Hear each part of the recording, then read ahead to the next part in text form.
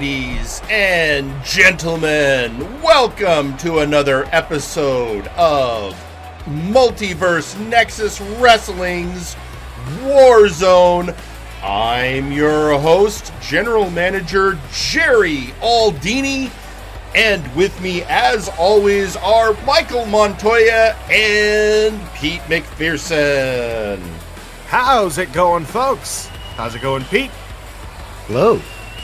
And we are on the road to Multivania. But the first stop on that road is, of course, Future Shock on March 26th. And we are so getting ready for that. Oh, the show we have booked for you folks today. It is insane. We have a triple threat match for the Big Oof Championship, where Juan Chance and the Storyteller will take on Big Oof champion Raphael Samson. Also today, the Sentinels finally get their hands on two members of VIP after the vicious backstage attack on Sparrow. All that and so much more. Are you hyped? I am absolutely 100% hyped for today's card, Jerry. That's great, Michael, because I got some great news for you. Oh, what's the news? Well, I've been working with the brass. Obviously, we're getting ready. We're planning all the great events for Multivania, and of course, we're getting ready for all of the great action that is going to take place at Future Shock. And we obviously know that Ginger Boy will be facing Zacko Duo for the Multiverse Heavyweight Championship. And as of last week, we now know that Cain will face Lady Boots for the Nexus Titan Championship. We also know that next week, Dagrick will face McMorgan for the Warpgate Hardcore Championship. Oh boy, that one's going to be fun. Next week, we have that triple threat tag match with Blood Money, High Voltage, and the Outlaws, determining who will face Shoot Nation at Future Shock. But we need a few other matches for Future Shock, and I was talking to the brass, and congratulations, Michael Montoya. You get to make your in-ring debut at Future Shock. Yeah, Jerry, that says what at the paper. That match, that training match that you and I have been planning for so long, the brass has made it official. It's happening at Future Shock. You get to have your premiere match at a pay-per-view. Congratulations. Hold on 1 second. I gotta make it. Yeah, Steve. No, I'm coming into the gym. Steve. So, well, you can't go right now. Okay. We have a show to do, let's kick it off. Coming into the gym. Let's kick it off the way we always like to kick off a show. Ladies and gentlemen, it's time for a showcase match.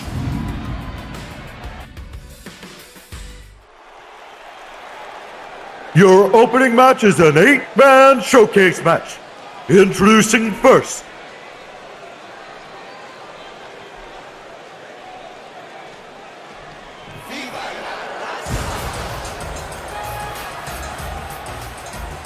the Latino B, Bumble.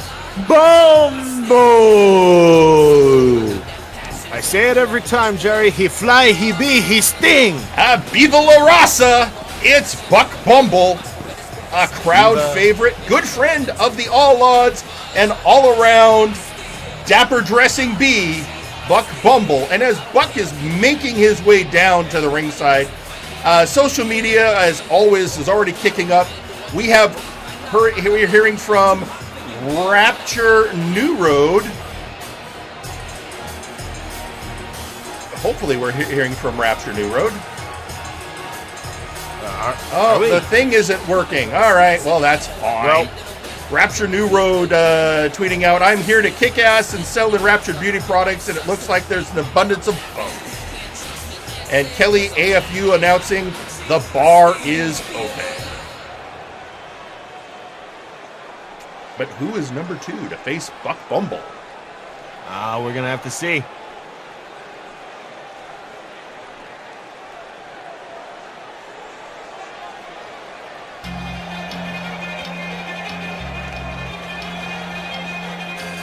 Introducing next, the Doctor of Albanomics. VIP representing, and of course, later on tonight, VIP will be in a match with the Sentinels. I guess we now know that whoever is VIP is sending, one of them is not the Doctor of Albanomics. Well, would you look at that? The only man in this locker room who can rock jorts like that. The Doctor of Albanomics here to give a bit of a lecture in the ring. I think everyone's just happy it's not Wilson because, oh my God, is that man on a tear right now.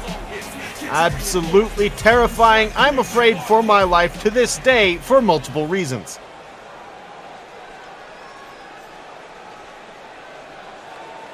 But our ring announcer. Introducing next,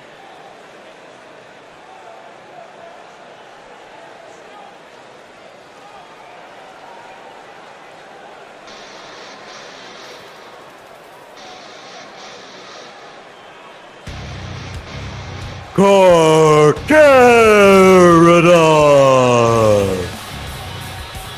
Ladies and gentlemen, one of the most terrifying figures of the Bad Batch. It is Carcharodon, the Shark Demon Man hybrid. Well, there's gonna be some blood in the water today, isn't there, Jerry? I'd say that's a fairly fair assessment there, Michael. Competitor Carcharodon, just surprising athleticism. And the thing started working. All right, here's Carcharodon. Carcharodon, who's made had a good shot at the Big Oof once. I'd say this is a man who could very well be a future title holder. Just needs a little more seasoning, which, when you think about it, is a terrible thing to say about a shark. We don't make, like, not in a fishing way, in a wrestling context. There you go. That's only the third entrant. Let's see who's number 4.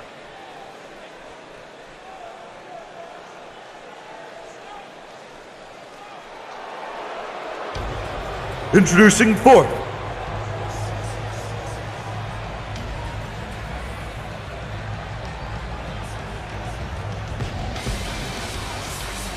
Mr.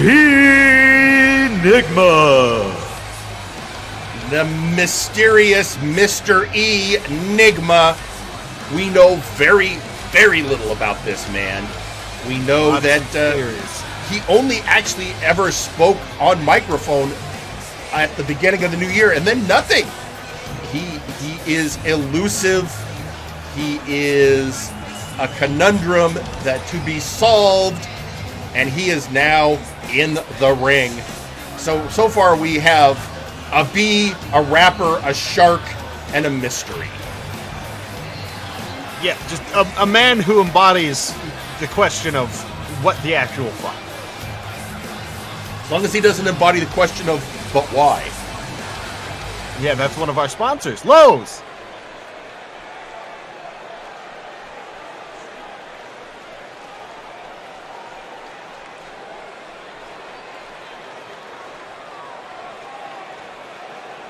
Introducing next,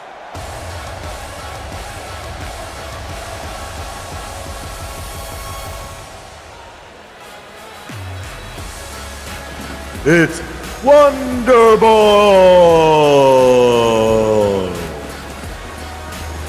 Wonderball in, representing High Voltage.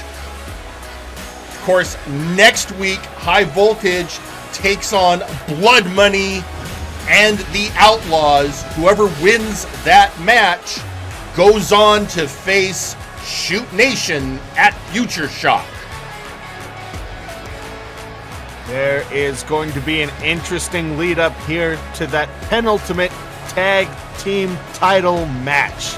And these are one of the teams that'll be vying for those tag team titles. So, ladies and gentlemen, here's Wonderball.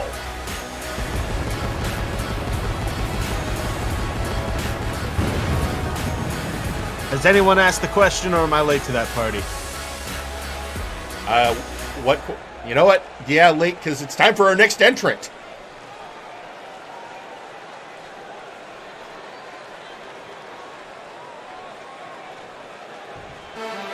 And introducing next,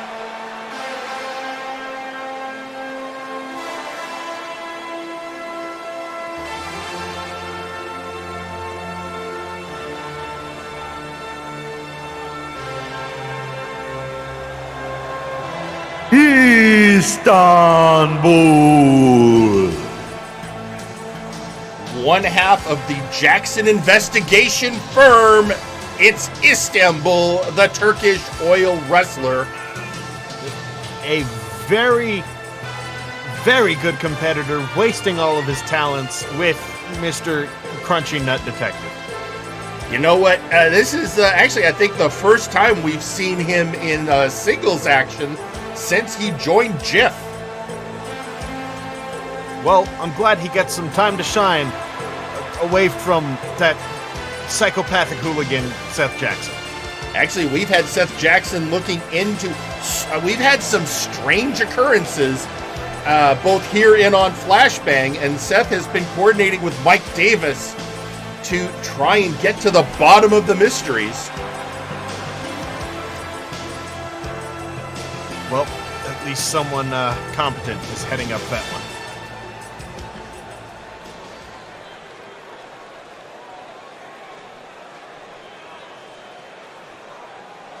And introducing seventh,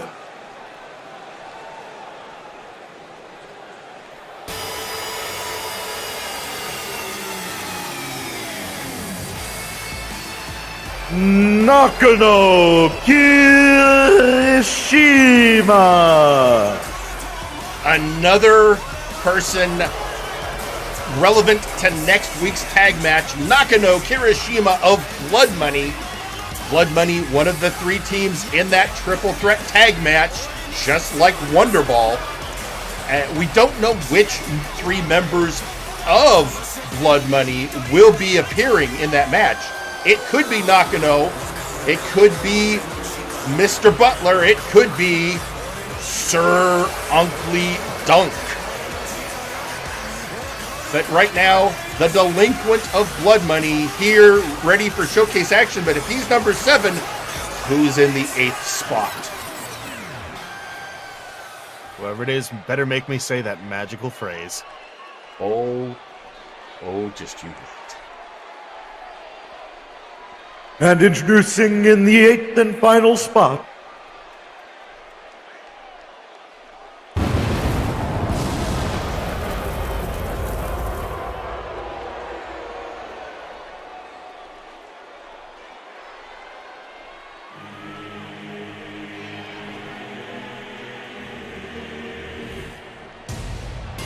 Grizzly Adam.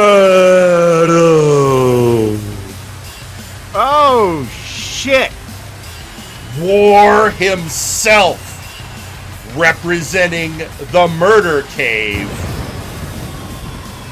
The last time we saw Grizzly Adams, he was putting Vinsmoke Sanji and Dr. Caliban in the hospital.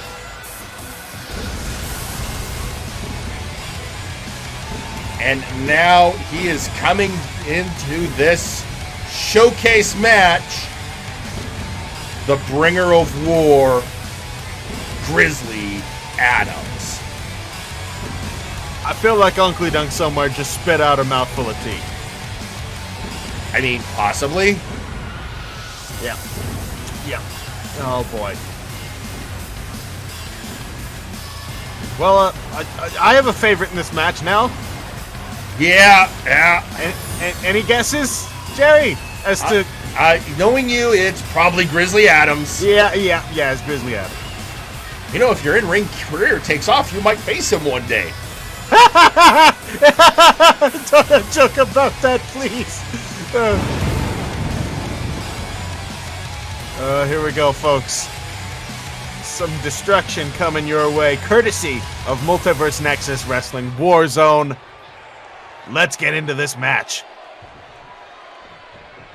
Ref teeing us off here, and full pandemonium begins. Carcharodon with a drop kick to Istanbul. Mr. Enigma going after the Doctor of Albanomics. We have Grizzly Adams stomping on the back of Kirishima. Wonderball going after the Latino B. And we're off and running. Yep, folks, who do you got? Who do you got? You know, we were looking at the records recently. Do you know that when it comes to showcase matches, the Beef is on a winning streak? He has won the last 2 showcase matches he was in. Well, let's see if the Doctor of Albanomics can keep that record going for VIP. It would be quite the feather in their cap. He's got plenty of feathers already in his cap. Yeah. Albatross, Jerry. Right now, he is facing the Man of Mystery. And right now, our ref has been knocked the hiffle out. Well, he's used to that. Buck Bumble taking Wonderball to the corner with the knee there. Meanwhile, on the outside, we have a bit of a 3-way skirmish between Carcharodon, the Turkish oil wrestler, and our little delinquent out there. And Grizzly Adams is arriving on the scene. Oh boy. And Grizzly Adams going after Istanbul. Going after the fellow burly man and taking him to the ground. I think he is preemptively saying no investigations on the murder cave. Yeah, this count as, like intimidation, some sort of, I get charged for that. Big men slapping meat. I mean, it is a hoss-on-hoss action. Meanwhile, Buck Bumble going for the pin on the delinquent, and Kirishima kicks out before the ref gets there. Landed a couple kicks there. Meanwhile, you have the Doctor of Albanomics going up against our mystery man, ramming his head into the ring apron there. Yeah, and that's been going on since the beginning. It's those two have been non-stop wailing on each other here on the outside. I think just about everyone else has changed partners, but for some reason, Mr. E and the Doctor of Albanomics just staying with each other. You think Enigma maybe knows something? I think Enigma knows a lot of things. And I don't know what they are because he never talks to me. Yeah, no, he does not. How do you book him? Does he just like see it somehow? Well, you know, he formed an LLC, and so we just send messages to that, and he always shows up when we book him. And if he's not available, we get a message from the comptroller for that organization saying Mr. Enigma will not be available this week. Do you ever show up at the company picnics or the socials and whatnot? Nope. Huh. He and as soon as his matches are over, he's gone. Huh. No one ever sees him leave, but then again, no one ever sees him arrive either. Meanwhile, Buck Bumble going for a pin on Carcharodon, but the ref doesn't see it. Oh, maybe. No, because he's seeing an attempt on a submission by the Doctor of Albanomics. Oh, and he just started that count when it was broken up. One. Buck Bumble got to be disappointed there. 2 count on Wonderball by Kirishima. Immediately going after that member of High Voltage, Jerry. And Buck Bumble again trying the pinfall on Carcharodon. 1, 2, 3. And that's a 3 this time. Carcharodon has been eliminated. Thank you, So the The eternal question, what is stronger, bee or shark? Right now, the answer is bee. Well, right now we're also getting what's stronger, Turkish oil or pretty much an avatar of destruction. And the Turkish oil is holding its own. Well, I think Grizzly is now just hitting everyone. Yeah, he's hit Istanbul, he's hit Wonderball, he's hit Buck. Oh, now he's knocked Buck down. I think you might have expected Istanbul to be a little bit of an easier prey than he thought. I mean, Istanbul was chosen by Seth Jackson for a reason. To cover his incompetent ass, maybe. Going for that pin is Istanbul. Oh, can he do this? Two? Oh, only a 2 count. Near fall on Grizzly Adams. But Istanbul pressing the advantage. Absolutely is. Kirishima going after the B. Goes to the outside. Doctor of Albanomics has Mr. Enigma up. Oh, off the hardest part of the ring. Snake eyes off of that ring apron and LED screen. Wonderball on the outside trying to get in some recovery time here. Grizzly Adams. Oh, what a spinning scissors takedown by the Doctor of Albanomics. What was Grizzly Adams busted open? I can't get it. Yes, he has been. Oh my God. Grizzly Adams was busted open earlier by Istanbul. Dear Lord. Istanbul vicious in this match, apparently. Although right now, apparently taking a rest on the outside. There he is. That's good strategy, you know. If you can sneak away from the bout a little bit, wait for someone to pair up, take a breather. That's a valid strategy. And I believe Mr. Enigma tapped, I believe. I believe that is what happened. That's hard to tell because the Doctor of Albanomics not letting the hold go. No, wait a minute. Nakano Kirishima has been eliminated. That was Nakano. Oh my God. With all the chaos, I didn't even see it happening, but I guess Nakano's out. That's what we got the ref there for. He is supposed to notice. He said, Gwen. Going for the pinning predicament. 2 count on the Enigma. Not quite there yet. Buck Bumble has Istanbul in the corner. Wonderball transitioning out of it, throwing him to the outside. Grizzly Adams with a vicious kick to the back of Wonderball's head. See, now I'm wondering, has Mr. Enigma seen the new Batman movie? I haven't seen the new Batman movie. I'm just wondering if, because you wonder how he feels about the character of the Riddler. Well, Mr. Enigma, I don't know how long he's really been around for, but if he's been a mystery for a long time, he might have a legal case on his hands. Yeah. Oh no! And you, what a body slam by Istanbul on Grizzly Adams, and now going after Wonderball. Istanbul, a powerhouse in this match. Rope-assisted atomic drop. There are plenty of other organizations who could use a man like Istanbul that aren't a failing detectives agency. Actually, Jif's been doing a great job tracking information down for us. Yeah, show me that information, Jerry. All right, I'll make sure it's available to you after the show. I don't actually care about. Please don't send me any. Is already at max what capacity. A spinning kick on the head of Istanbul. The athleticism of the Doctor of Albanomics knows no bounds here. Giving him a stare down, taking too much time. And getting taken down by Istanbul. All of our other competitors sent to the outside and are taking a breather. Again, the 4 corners. Veteran skill. Remember, the Doctor of Albanomics is currently listed as the second most proficient technical wrestler on the Warzone roster. Number 1 being? His leader, Ozir Turan. Exactly. All members of VIP, very proficient technical wrestlers. I wouldn't call Beef a proficient technical wrestler. He's just beefy. Technically, he'll beat your ass. suplexing the Doctor of Albanomics over Grizzly Adams.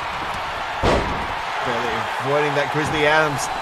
Sweeping the leg, picking the ankle there. Istanbul Enigma taking advantage. And Grizzly cranking back on that arm. And Grizzly decided to go after the B. Meanwhile, we have an exchange of holds going on between Wonderball and the Doctor of Albanomics. Oh! Plenty of near falls going Bumble on there. has been eliminated. Istanbul. Grizzly Adams proves the Grizzly is greater than the B. At least today. Eliminating the B. Ref is taken out for being a little too close to the action. You gotta stay away from Grizzly Adams. He will go through you, not around you. I think the ref is dead. We gotta wait for him to... there, the regeneration is completed. He's alive. Yeah, he didn't just knock him out that time. I think he fully died. I think he actually died that time. 1, 2, 3... And Wonderball's out of there. Wonderball has been eliminated. I think Grizzly Adams has flipped a switch here right now. I don't think Grizzly Adams is in a playing mood anymore. Oh, just... No, he is not. No, he is not in a... he's not in a good mood anymore. An attempted decapitation on the Doctor of Albanomics, responding with a jawbreaker. And a bit of bulldog splash there. leading into the Maker's guillotine.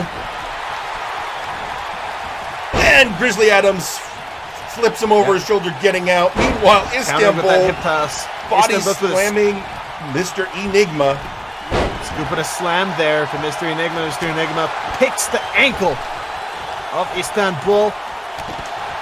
And we are now down to our final 4. But wait, 1, 2. Kick out at 2 by the Avatar of War. Oh!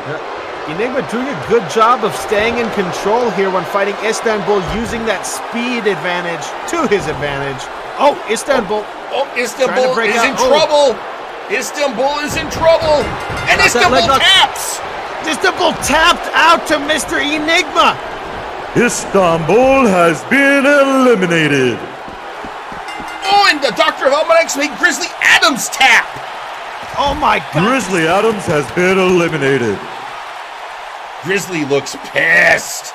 Oh boy, someone's got hell to pay backstage, and it looks like we're gonna have plenty of technical exchanges, but before that, there's gonna be an attempt with this kick.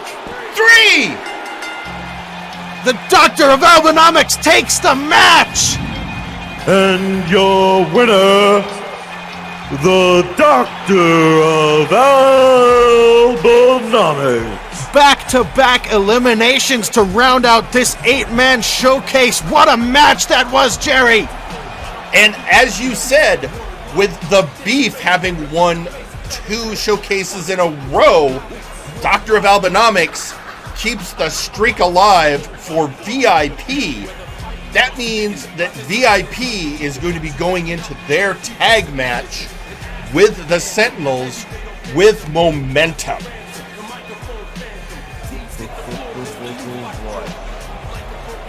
That is how you start out a show. That is how you do it indeed. Oh my goodness, ladies and gentlemen, that was our first contest. It was, and it went back and forth several times. I was really surprised. Well, you know what? Of course, anyone is surprised if something happens to Grizzly Adams, but it was the Doctor of Albanomics. As we had said at the top of the show, one of the most proficient technical wrestlers in wrestling. Period. Proving himself right there. And of course, I am sure in the VIP locker room, there is much rejoicing. Well, recently, of course, we heard, you have seen that Megablitz X had gone on his own. He had had an amicable separation from Omega Club. And last week had a great match where he came out victorious over the unstoppable Gorm.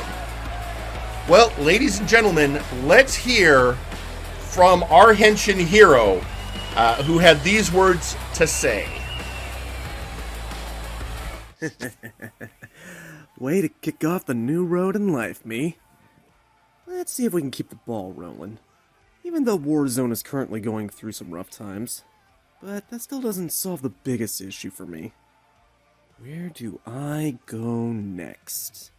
Too early to throw my hat in for the world heavyweight. It'd be nice to, but I doubt I'm not that worthy yet. Big Oof? Well, that was certainly a really good run for me. I could go for more variety of gold. Hardcore? Interesting, but I'd probably get too carried away. Plus, nobody wants to see Mega jumping off ladders or cage walls and tables like a meteor. I mean, right? Nexus? Perhaps. Let's see where that goes. Also, I need to work on Project Blitza while I'm on it. I need to visit Forrest about some financial stuff about it. All that is for certain, I plan to steal the show and elevate MNW's game.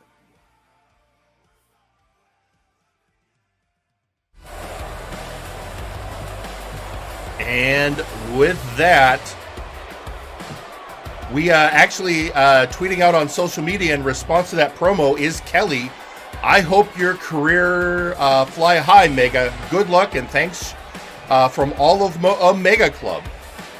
We also have tweeting out on social media Nakano Kirishima saying, I can't tell you how much fun it is to get in the ring with 3 hosses.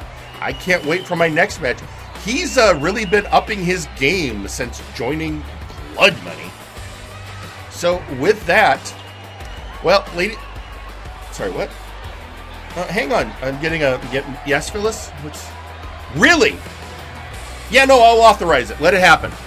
Let's do this. Hey, we've got some, let's head down to ringside. This should get interesting. Because, ladies and gentlemen, it's Megablitz X. We just heard from him. Now we're hearing from him again. Speak of the devil or hero. So I know you all just heard from me. Something I recorded a couple of days ago and sent in to Jerry. And I've been thinking since then, yeah, the titles are interesting and there's a lot of activity, but there's so much action. And I realized there's one thing that's really important in the entire title scene that's not really been doing anything lately. And that is the Money in the Bank briefcase. The hell are you doing, Sam Jax? You've had the briefcase since Multivania. Hey, newsflash, Sam Jax, we're getting ready for Multivania again. And you're just kind of sitting on it. And I did some checking. I did some research. The rules and the bylaws of title holding here in MNW. You know what I found out? You can have a match where the stipulation is possession of the Money in the Bank briefcase. So guess what I'm about to do, Sam Jax? Trust me. I think Sam Jax can guess. Yeah, I think he has some words. Some words for our henshin hero. Here he comes, the leader of Conquest Bloodline and Mr. Money in the Bank, Sam Jax. Now, our cameraman could use him to white balance the camera. It's true. You know, there's one thing about being undead. It's it's not great for your tan. But that's okay because currently Sam Jax finds, he doesn't like sunbathing. He finds it harmful, as many people should.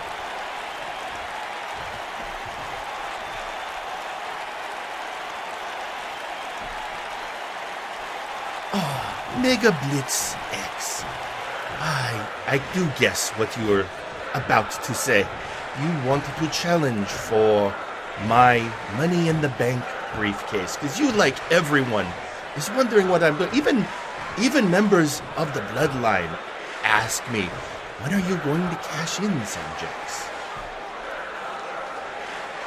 Well, yeah, Samjax, that's exactly the point. I'm asking it. The fans are asking it. I mean, sure, you tried during the C101 to go after Victor Vicious. I almost feel like that was a fake out. So, yeah, since you don't seem to be using it, maybe somebody else should take a shot. What do you think? What I think, Megablitz, is you have only recently started truly a singles career with just won the victory, and that victory being over Gorm is most impressive. But it is still only one victory. So I say this to you. No. You know what? If it's anything other than I accept, I don't buy it. You know, I think you've been done. What have you done lately, Samjax? Sure, you were in the C101. You didn't do that great. You certainly weren't a Jack Andrews or a Ginger Boy, that's for sure.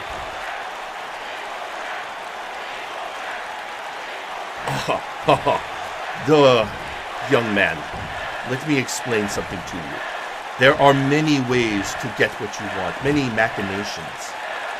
I am playing a game of 3D chess with the mega money in the big bank briefcase. So my answer, no. Oh, so you're going to duck me. Got it. You're going to duck me. You're not going to accept my challenge. You know what? Fine, Samjax. But I have got my sights fully on you and your bloodline, because I am the Henshin hero, and I will elevate Warzone. Ooh, well, that is an interesting goal, because none are as elevated at the moment as the Conquest bloodline. Lady Boots possesses the second most prestigious belt, and I can take the World Heavyweight Championship at any moment. Well, you say that, but I haven't seen it. If you take it at any moment, then why haven't you? What are you waiting for, Samjax? Is it your horoscope telling you now is not the time? Are you reading tea leaves? Or are you just scared of Zacko Duel?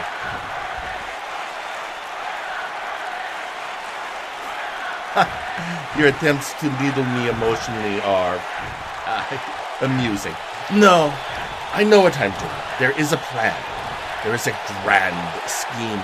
And when it is executed, you will all know what the plans of the bloodline are, but you would not even understand. So, just bask in your ignorance.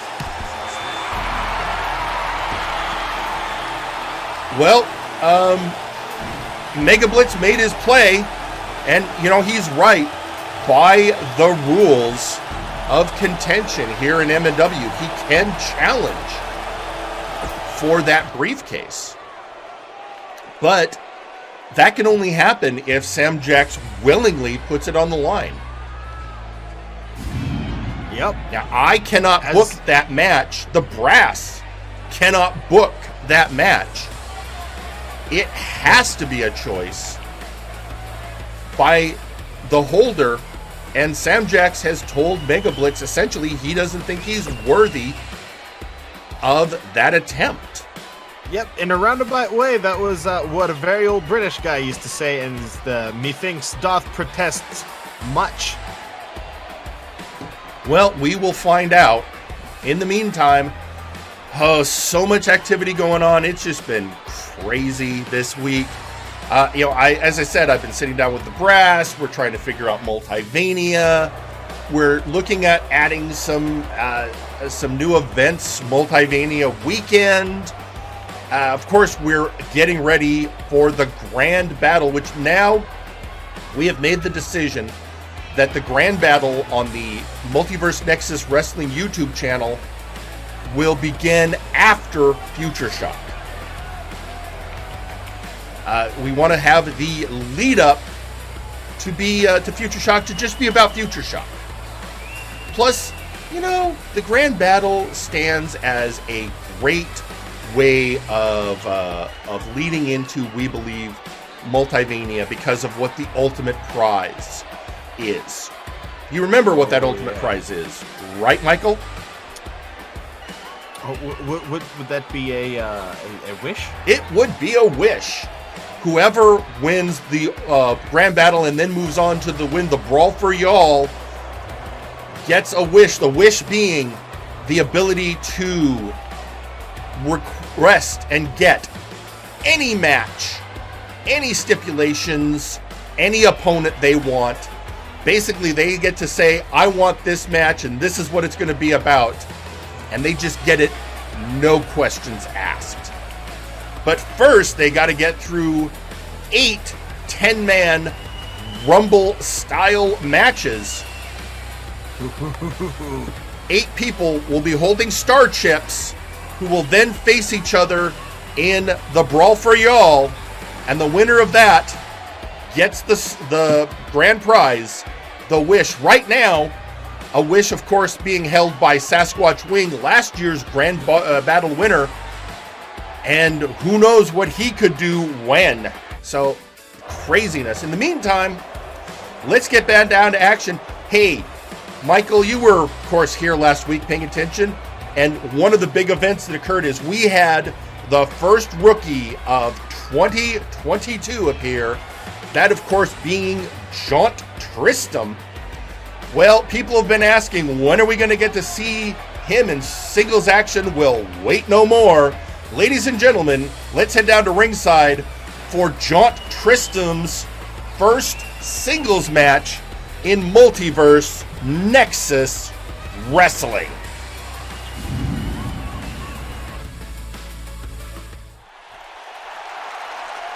The following match is scheduled for one fall. Introducing first,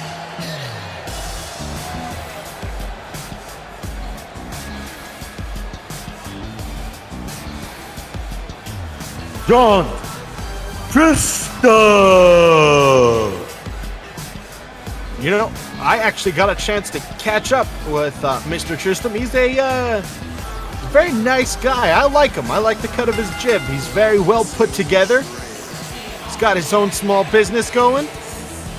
He's a very charming young lad. I mean, that is, you know, he's certainly an interesting individual.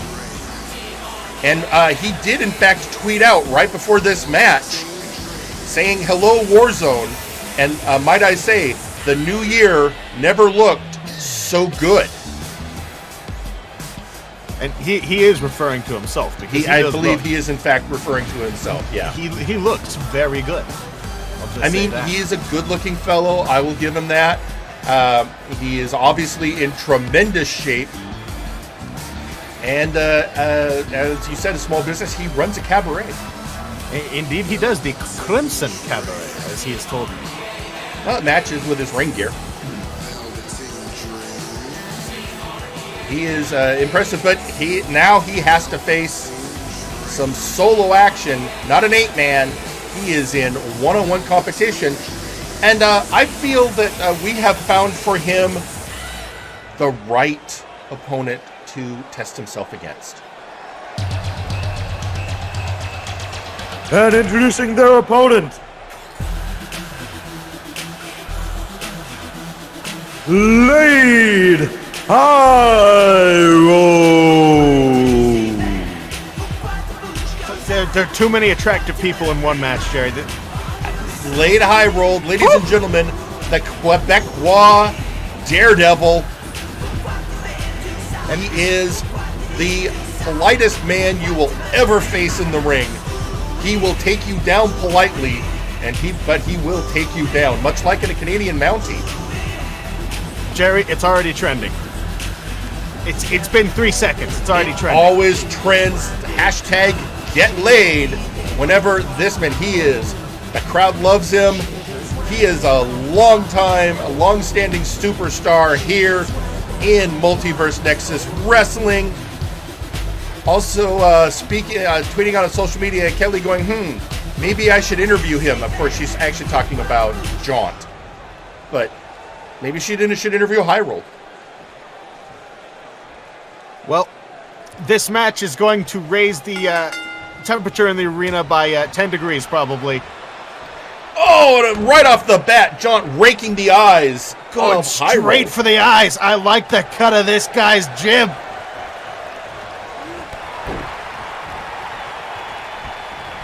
Hireold probably, thinking that was a bit rude. Yeah, well, take it to the ground. And if there's aggressiveness. If there's one thing Hireold can't stand, it's rudeness. Well, sometimes you got to be a little rude, a little crass in that wrestling ring. Tristam does not seem to be afraid to take it there, if you will. Oh my God, the strength!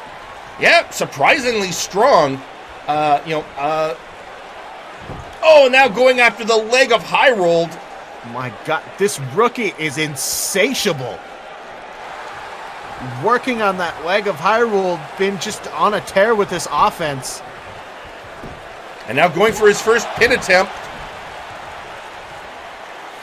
Nice try, kid, but you're going up against Lade Hireold. You got some more in store for you. And a lariat to kick things off on the offense of Hireold. And a hit to the gut. Hireold spinning backhand there. Another stiff right shot, forearm shot, and a kick. Whoa! Getting him up in that package, flipping him over, and just driving the fist into the face. And now, just working on the... If Tristam's going after Hireold's leg, Hireold will go after Tristam's arm.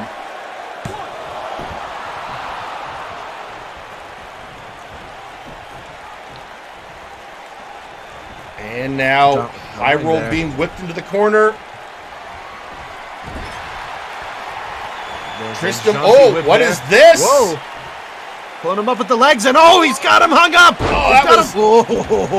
Using the ropes for leverage on working over the neck of Hireold. 1, 2, kick out at 2. Back of Hireold's neck, just, dear God. Now what's he got in store for the wily vet? Oh! Sunset flip is what he's got in store for him. That beautiful destroyer.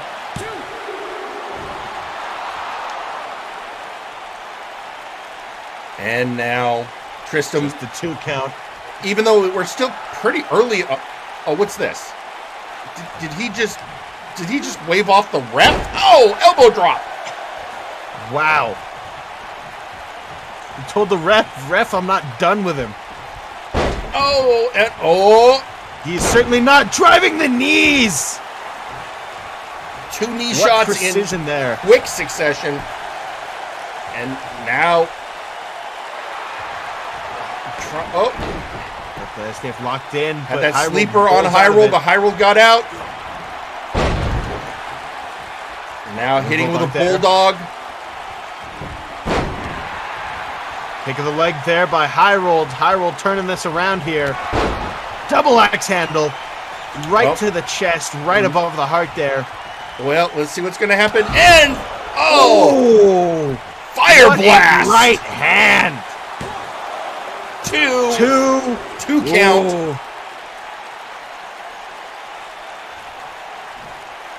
A fresh rookie against a wily vet here today. This match is very interesting so far. Very back and forth here. Yeah, Hireold at his core, a striker. Yeah. Still trying to get a feel for Tristam's style. Tristam whipping to the corner. He seems to like grappling. He seems to like holds. He could be a submission wrestler, but he also seems a bit flippy. Also, his strikes have been no joke so far, too. He could just be an all-around. Just very, very good fighter. 1, 2. 2 count on the French-Canadian Daredevil. Jack of all trades, master of cabaret-related fun.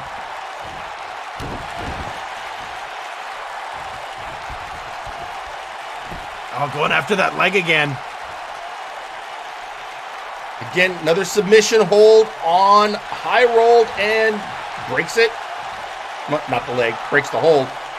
Sometimes, and I think he just told Hireold you are nowhere near as pretty as I am. I wouldn't insult Hireold. Oh boy. That was a bit rude. And you know how words like that can upset Hireold. Rudeness doesn't really fly well. Right now, though, Jaunt in complete control. All right, now working on the neck of Hireold again. We've seen this a couple of times now. And see that rolling that triangle through. Shades of Mad Jack. Yeah, the life force being drained. The air in the lungs of Hireold got no place to go, but Hireold striking his way out of it as Hireold does.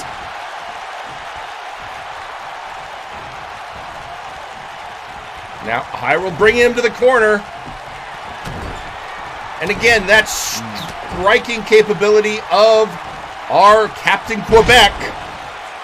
Laying in shots. Oh, what is he setting? Is this going to be another fire blast, or are we going to get the Burning Wrath? It is the Burning Wrath! Oh, Burning Wrath! 1, 2. Thanks for... Kicked out at 2. The rookie not giving up. He is a never say die kind of professional. Oh, boy. Oh, my God. Did you see that just driving the knuckles into the... That was right above the eye. Or the temple area. But Tristam dodged out of the way and is now taking control of the match again. Going up top. Very quick. Moonsault off of Brett's rope. Oh, what is he setting up for?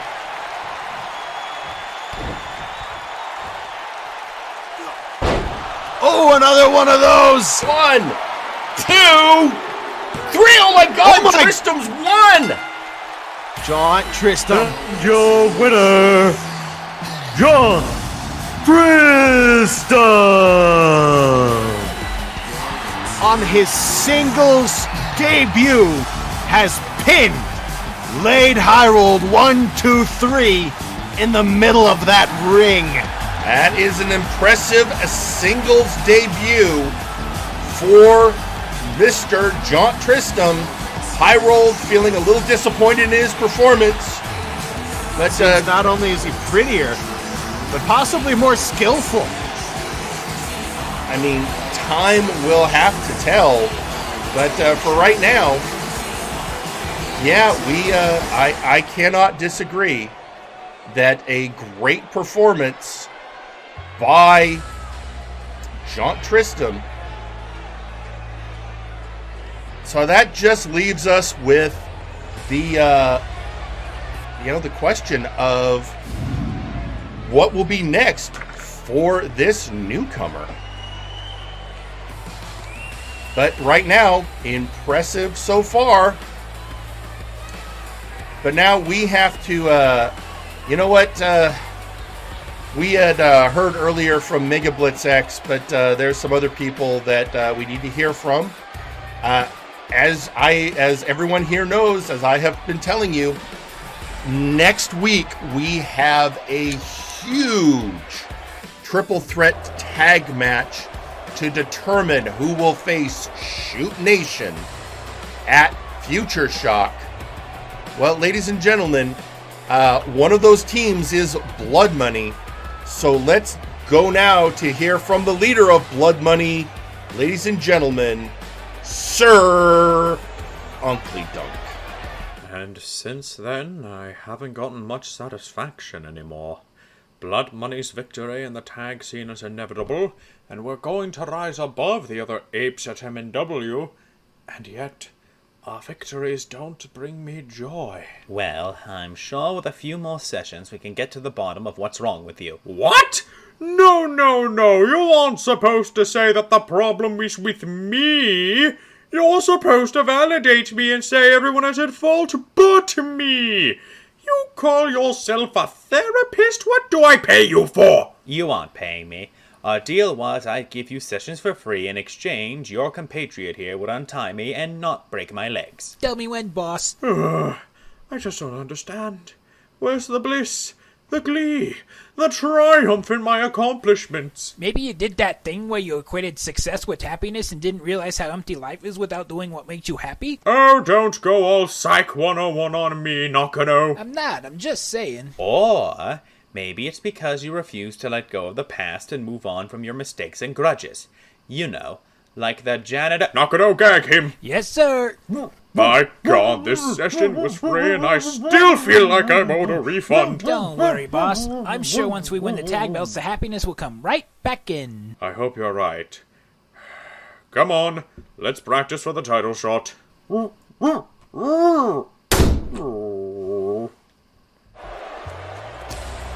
I guess that's one way to do it. Sounds like practice. Anyway, so yeah, in 1 week's time, Blood Money versus High Voltage versus the Outlaws.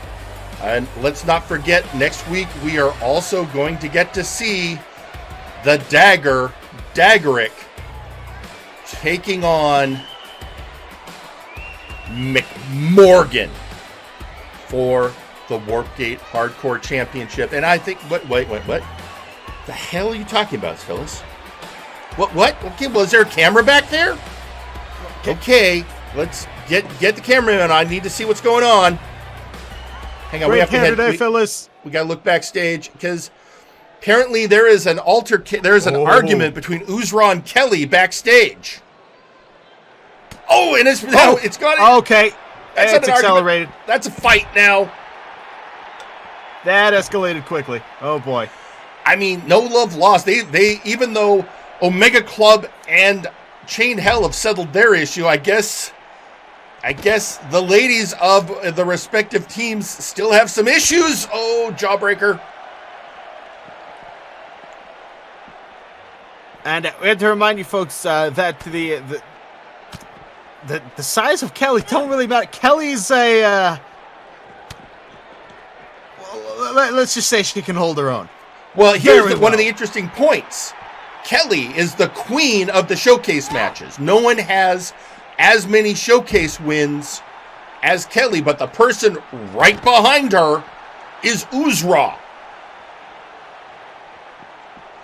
So this could be about Omega Club versus the Chain Hell. This could be about Omega Pub versus the Burning Lounge. Or this could be about who is the best showcase performer. Well, right now it seems things have boiled over and they're just beating the ever-loving crap out of each other backstage. Yeah, it could just be they don't like each other. That could be the crux of it. They're both, vying for a similar position. They both have very similar skill sets. Perhaps there's, it's a Highlander thing, Well, either way, I mean, I would say where the hell is security, but when have they ever helped in one of these? So, and... Yep, there's security. They're certainly watching it. Some people backstage are going like, well, we got to get out of here. Who invited? Somebody's uncle? You need to stop inviting people backstage. Kelly with a kick to the gut. Okay. KFU. Taking Uzra to the ground. Uzra back up. This is a solid concrete floor, by the way. Yeah, you do not want to be thrown. I mean, even the minimal padding around ringside is better than what's going on there. We saw Sparrow broken and beaten in one of these battles so badly he had to go to the hospital. Through a ladder he went. Anything can happen to these backstage fights. Uppercut there. Well, bringing her. Oh, no, now they're going out to the garage area. Oh, not the cargo lot. Yeah, just stay away from my Audi, you two. Stay away from my Audi. And you see the VIP limousine that brought all the VIP members in today.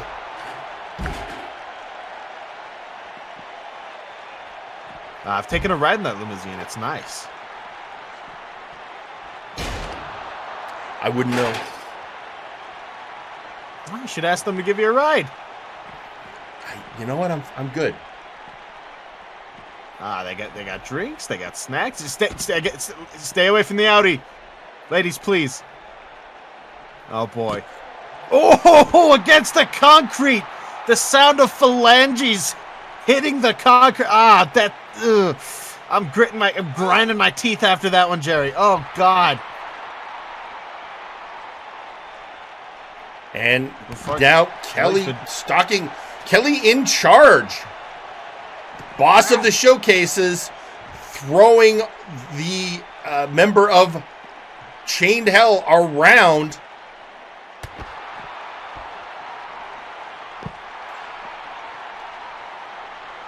Uzra, our Paleolithic powerhouse.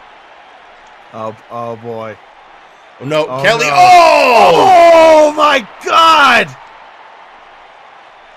We have several hundred pounds of equipment in those hard cases, and it was rolled over the arm.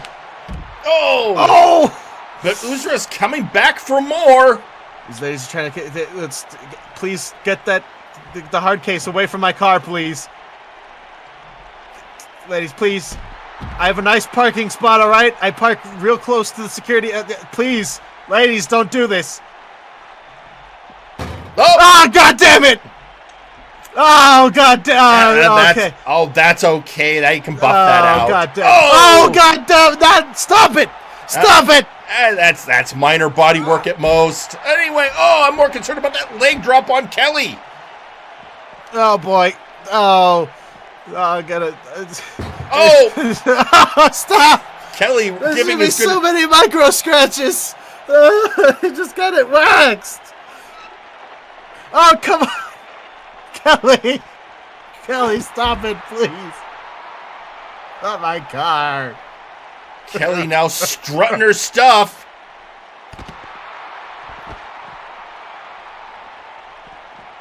Oh, once again onto the car. Stop it! For the love of God! That'll be fine, Michael. It'll be fine. Am I gonna get compensation for this, Jerry? You know what? We've got a fine crew of people who can, they do the maintenance on all of our equipment. They can. I'll talk to Felix about getting everything, buffed out and making sure there's no internal damage. Oh, yeah, great, thanks. Okay. Anyway, bringing it away from my car. Oh, DDT on the concrete, and that knocked Kelly out. Kelly's out. Okay, thank God.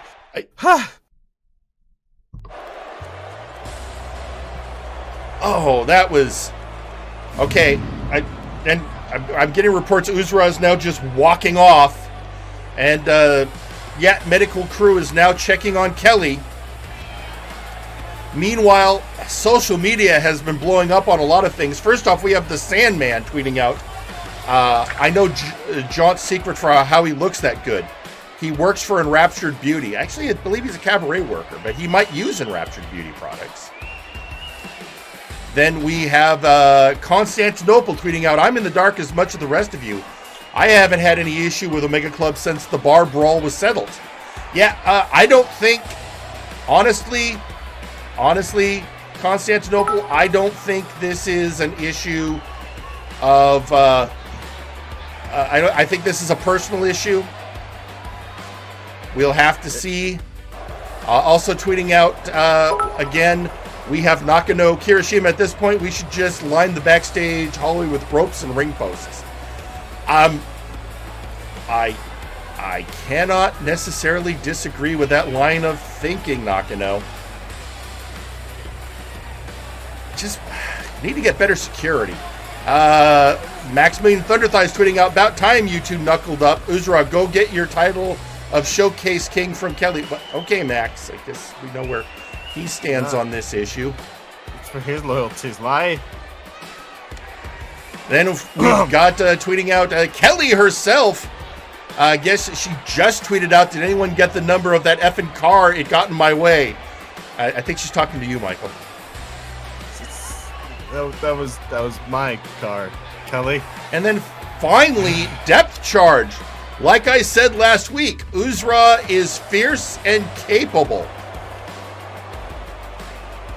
I think what you mean is Uzra will kick your ass given half a chance. Yeah. I mean, we don't call her the Paleolithic powerhouse for nothing. Anyway, we got to get... Oh, and looks like Uzra has a response. Catching her breath. Maybe it's I want to prove something. Maybe I'm sick of watching always. Either way, I need more. Oh, God. All right. You know what? I'll get to, I guess I'll have we'll talk in with the brass this week during the booking session. I don't know. We got to get down to ringside. We have somebody who actually requested some mic time, and we're going to give it to him. So, ladies and gentlemen, heading down coming out. 2 rings. Oh, it's somebody I think you kind of like there, Michael. Ah. Because, ladies and gentlemen, I like the people that it's Suplex Sam. 100% correct.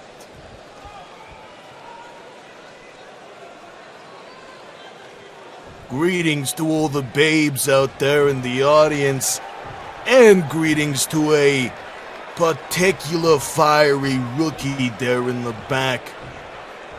I'm talking about you, Beowulf, and I'm gonna give you one thing. In the last meeting, you got me.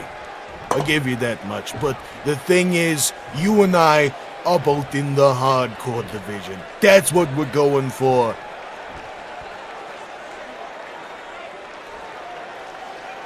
Our goal is blood and guts, not pussyfooting around in the ring with pins.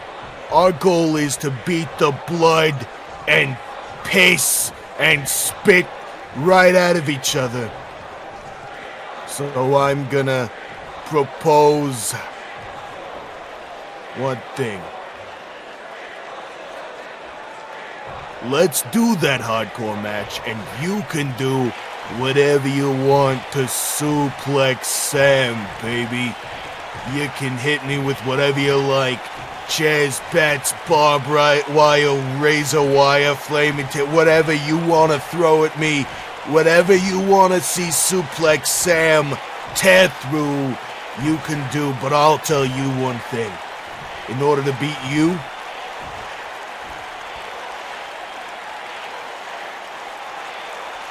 I won't need any of it. I won't need to hit you with wood, metal. I won't need any of that because I am Suplex Sam. I got hardcore in my blood. I got hardcore in my bones. You know what you got?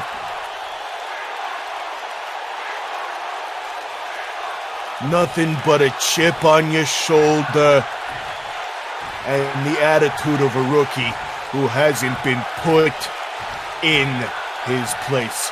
So when we have that hardcore match, I'm gonna go ahead and shake the hand of your bloodied corpse. How about that, baby?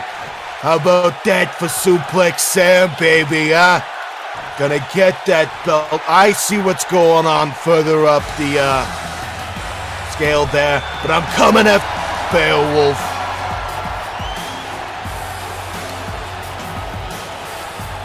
Well, there you have it. Suplex Sam challenging Beowulf to a hardcore match. Well, I'll have to take that to the booking committee. But, you know what? That could be some great television. Absolutely. 2 men, no rules, blood and guts. Favorite thing to see on TV. Yeah. In the meantime, again, social media has just kicked it up. We Kelly with a response to Uzra. You want more? Get that ice pack out of my face. I think she's looking for Uzra backstage for a rematch. Also, you have tweeting out, this is for you, Michael. This is from the janitor. The janitor making a general announcement from the maintenance department. Personal property is your personal responsibility. We are not responsible for vehicles not owned by the company. I'm going to talk to Anon.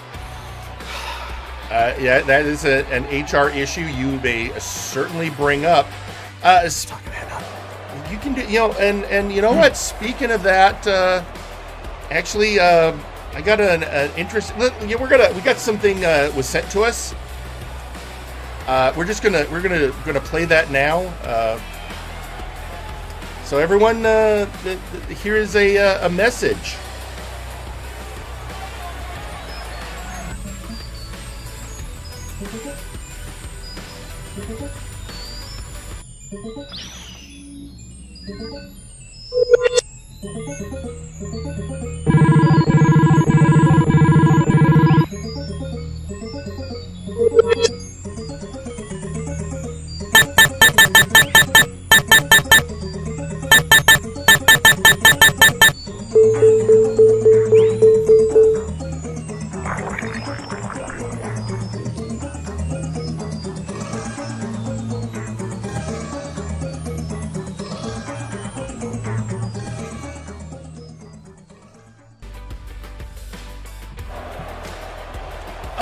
So I guess we know what that requirement from Registered Anon was for Sawyer. I guess Sawyer is now working for the HR department. Ah, what a transfer indeed. And is now wow. HR Sawyer. Huh. Does that Well, mean anyway, we're given a robot dental? I don't know. Meanwhile, McMorgan tweeting out, I don't know how he can see anything with that cheap 7-Eleven sunglasses and the waste of money draped over his cue ball of an empty head of his. So there is McMorgan, who we will see in action next week, facing the Daggerick for the Warpgate Hardcore Championship. Also tweeting out on social media is Beowulf, who is tweeting out, Sam, I think you've made yourself the worst possible decision. Oh, strong words. So coming from the legend Beowulf. Yeah. He is the myth incarnate. And then also, really quickly, this is an interesting one. It's coming from Whitney Lee. Sweet, we don't have to go into the vents to file HR complaints anymore. Oh, good. And then you just have to go into the meme locker room. Yeah. And then I'll just tweet it at Sawyer. It's fine. Kelly is apparently backstage with a baseball bat, yelling Uzra, and I'm sorry, she smashed your car window, Mike. What? So yeah, that's at least you can bring that up with Omega Pub.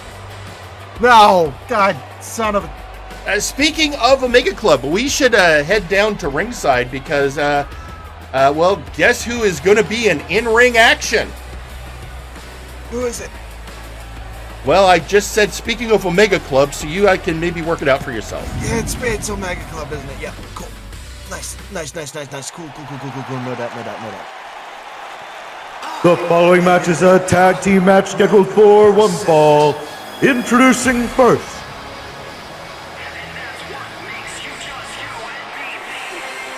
Omega Club. And here you have it. With the exception of Kelly, this is the rest of Omega Club. Whitney Lee and Gunnar Birch coming down for in-ring action, being accompanied by Alpha Kong. Alpha Kong having adopted a mentorship with the two younger wrestlers. And working his best to guide their careers. So here come Omega Club. I'm sure, though, they're maybe a little distracted by everything that just happened with their manager, Kelly. Yeah, they got plenty on their mind with that whole situation and the big tag team happening coming up here soon. Well, it's certainly a lot of action happening. I mean, they've got to be keeping a close eye on whoever wins that shot at Shoot Nation. Absolutely. I bet they would they'd love to be in line next for that, as would many of our tag teams. But first off, they got to get through these guys. And introducing their opponents, the Toxic Wastelanders.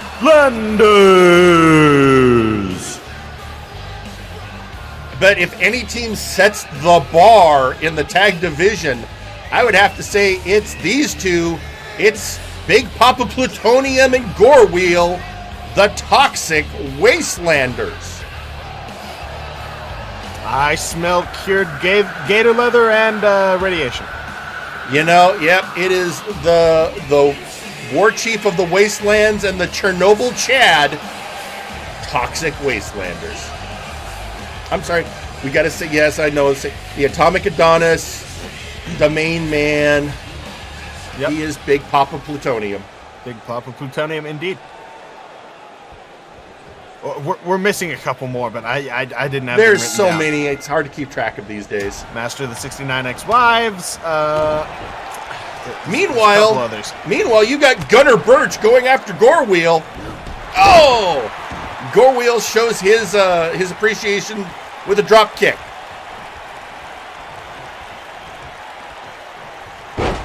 Ooh, just again wrenching on that leg like he did previously in matches. He loves just tossing people around by their limbs. I got to ask you, who do you like here? I'm going to have to go with the former champs here. All right, so you're liking the Wastelanders. Absolutely. Well, I don't like them, but they're going to win. I think. You wouldn't go out on a drinking binge weekend with Big Papa Plutonium in Las Vegas? I don't go out with the atomic trash, okay? And now you have Big Papa Plutonium in with Birch. I like a good gin and tonic, not White Lightning and a Michelob Ultra or whatever the hell these guys drink. Big Papa telling Gunner to get up. Whipping him in the corner.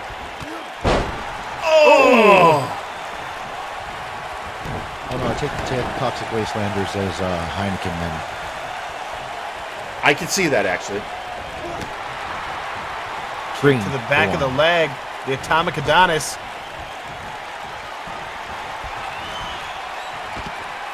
Just tossing him very casually ginger toss onto the apron, and of course Gore Wheel knows his partner well. Oh no! Pile driver to the outside! Oh!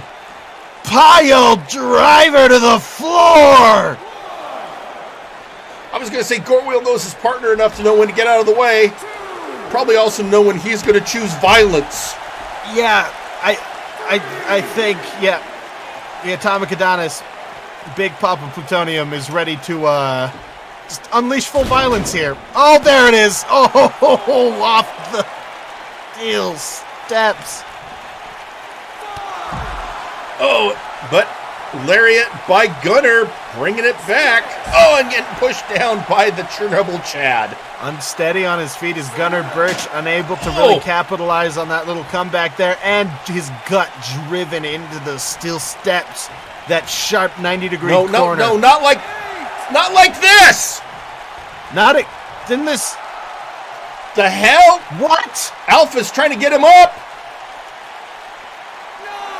Alpha standing him up, but he's out on his feet. Telling him to get into the ring.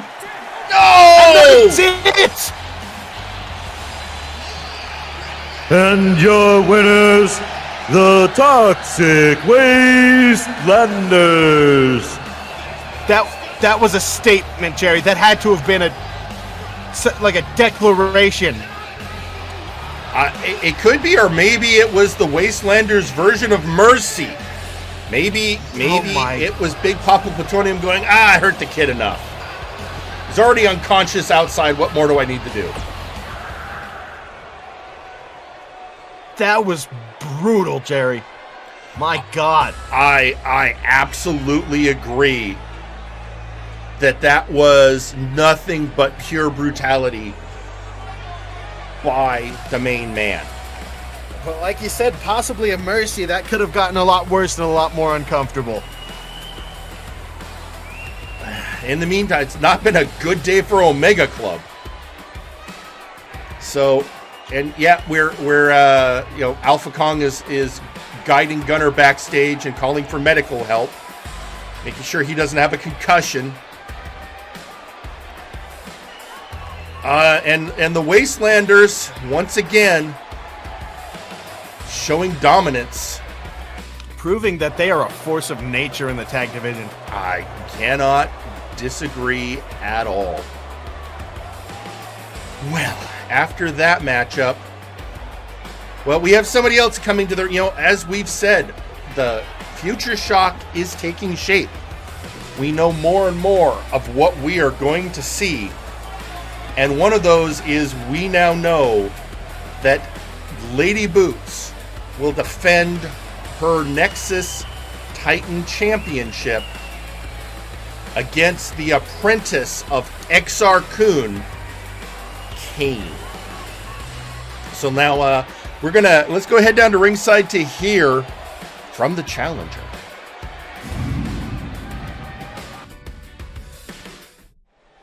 It's gotta be, and it is. It's Cain. It's Cain.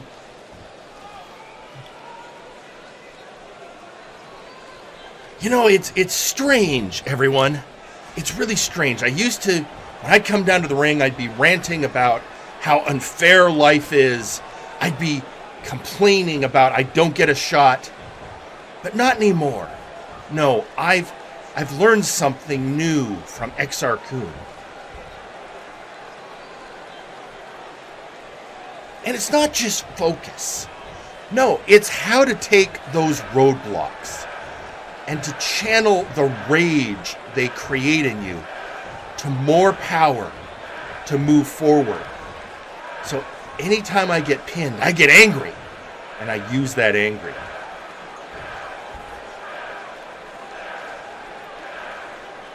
So I have a question, Lady Boots. You don't ever seem to really get angry. Oh, you're cruel. You're vicious. But does that really do anything for you? Is there any passion in that at all? Or is it just performative cruelty? Because here's a lesson I have learned. Cruelty is only a tool to use with purpose. And if it's got nothing backing, it's wasted effort. And that's something I don't do anymore, is waste effort. So Boots, make sure that belt is polished.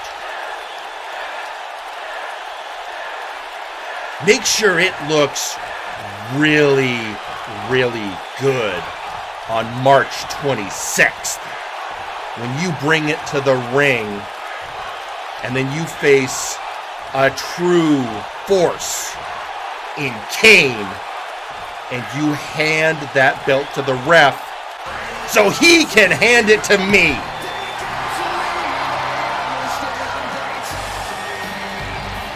Strong words from the Sith apprentice to the main event mistress.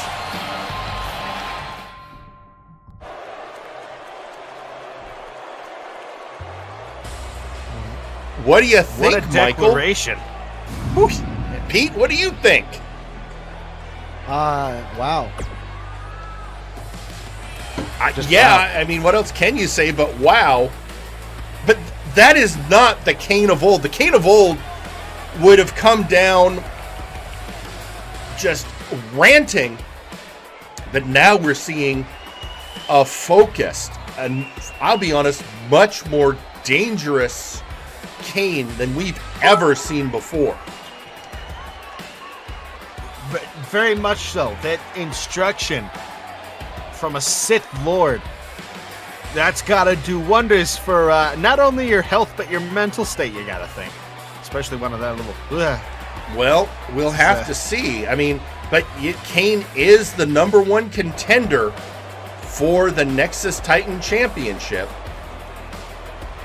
And Kelly tweeting out on social media, ha ha ha, Sam Jack's a Chad. I don't know if I would... I mean, Sam Jax has the money in the... Sam Jax seems to be very focused as well. I guess we'll have to see. But yeah, that's where we're going with that. March 26th, Lady Boots defends the Nexus Titan Championship that she won at Apocalypse against Cain. The biggest difference, Lady Boots was in the C101. Cain had matches and even had great matches, but Lady Boots, you know, only the best of the best make it into the C101. Hey, Cain, you have to also be realizing Cain's been being trained this entire time. His skill has been rising tremendously. His star has been rising tremendously as he's been proving himself recently that he is now a force to be reckoned with. Well, I absolutely agree with that assessment, Michael, which is kind of hurts me, but that's okay.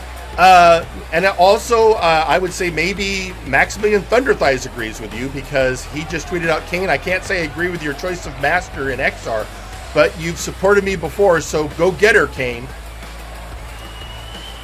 You just hate that I'm becoming better at understanding this whole wrestling thing, don't you, Jerry? Well, I got a mind for it now, and it scares you. Well, that's great. You know, and honestly, hold on to that, Michael, because that'll serve you well on March 26th for your in-ring debut. Stop reminding me of that. Anyway, I'm having a bad day, Jerry, all right? Give me... It's going to be fantastic, Michael. But in the meantime, we've got more in-ring action. Floral arrangement. And speaking of grudges, this was a call-out last week when Power Surge called out his partner in Nakama Worldwide, Bart Ender. This match, well, let's face it, this is a monumental match we are about to see, ladies and gentlemen. We are, one way or another, I believe, about to see the dissolution of Nakama Worldwide. So let's head down to ringside.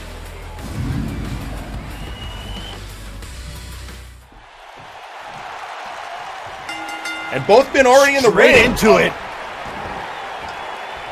And right off the bat, Power Surge going after Bart Ender. Power Surge was a recruit into Nakama Worldwide by Trashman Jones back in the day. And, all right, separation by the referee. And Power Surge going after his protege. Trashman, of course, still wandering the earth somewhere. Yeah, last I heard, oddly enough, Grand Forks, North Dakota. What's in North Dakota? Apparently the geographic center of North America. Huh. Anyway. But Bart Ender press-ganged into Nakama Worldwide by Trashman Jones, and he largely accepted it to be a mentor to Power Surge, who Bart felt deserved better than Trashman. And they've been an effective tag team, but more and more Bart Ender, while he's been doing fine, he was Big Oof champion for a good run. Oh, 1, 2, taken out by Power Surge. Power Surge, every time he had in-ring action, all anyone would talk about is his tutelage from Trashman Jones and Bart. And I think he's had enough of living in shadows. I think he's trying to come out now. I think he has.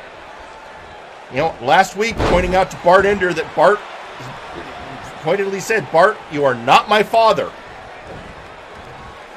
The question is, will that bitter strand, will this sudden rivalry, this anger that's welled up within Power Surge, will this be the end?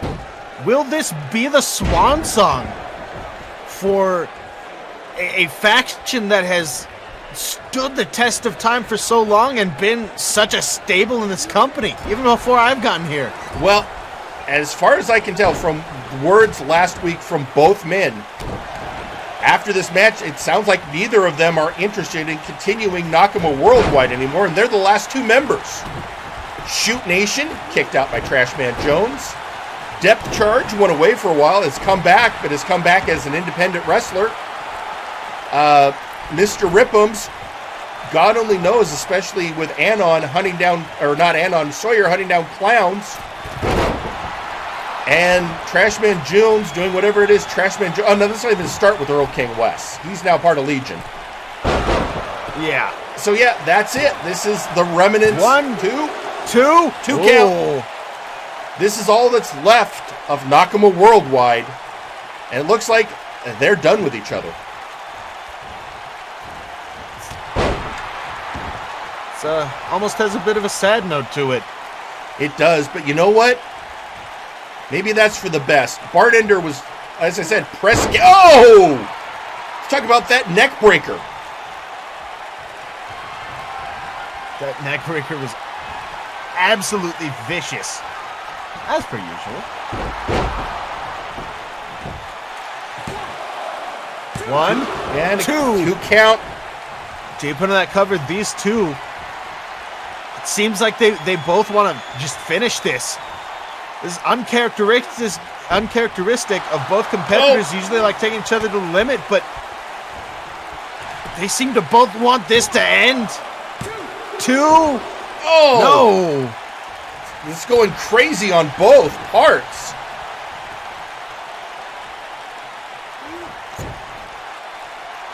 Locking up once again. Sleeper hold applied on Bartender.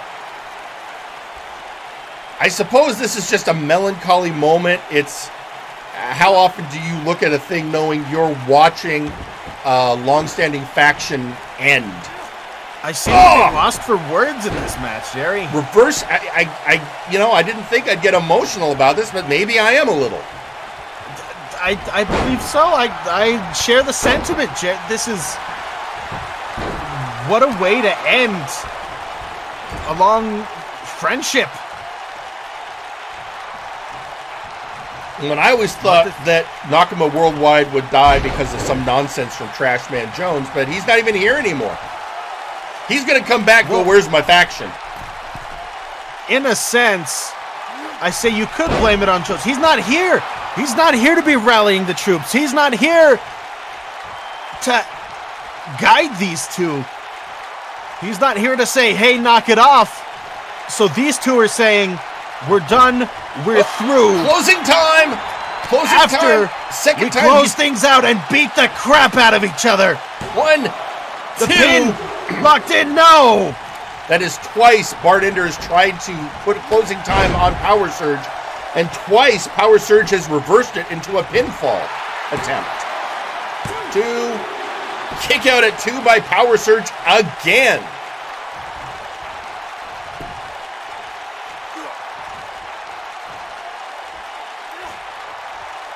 And a jawbreaker there.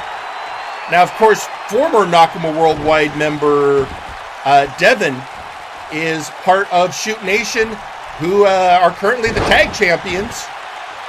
Ooh, looking over the arm there. Yeah, Nakama Worldwide planted the seeds for plenty of title reigns, plenty of just classic feuds, classic matches. But all that legacy, again, starting to come to an end here tonight. Well, and that was... Brutal. Nakama Worldwide, a faction born out of the invasion of the Inquisition. And now, all these years later, ending... Off the top, rolling senton.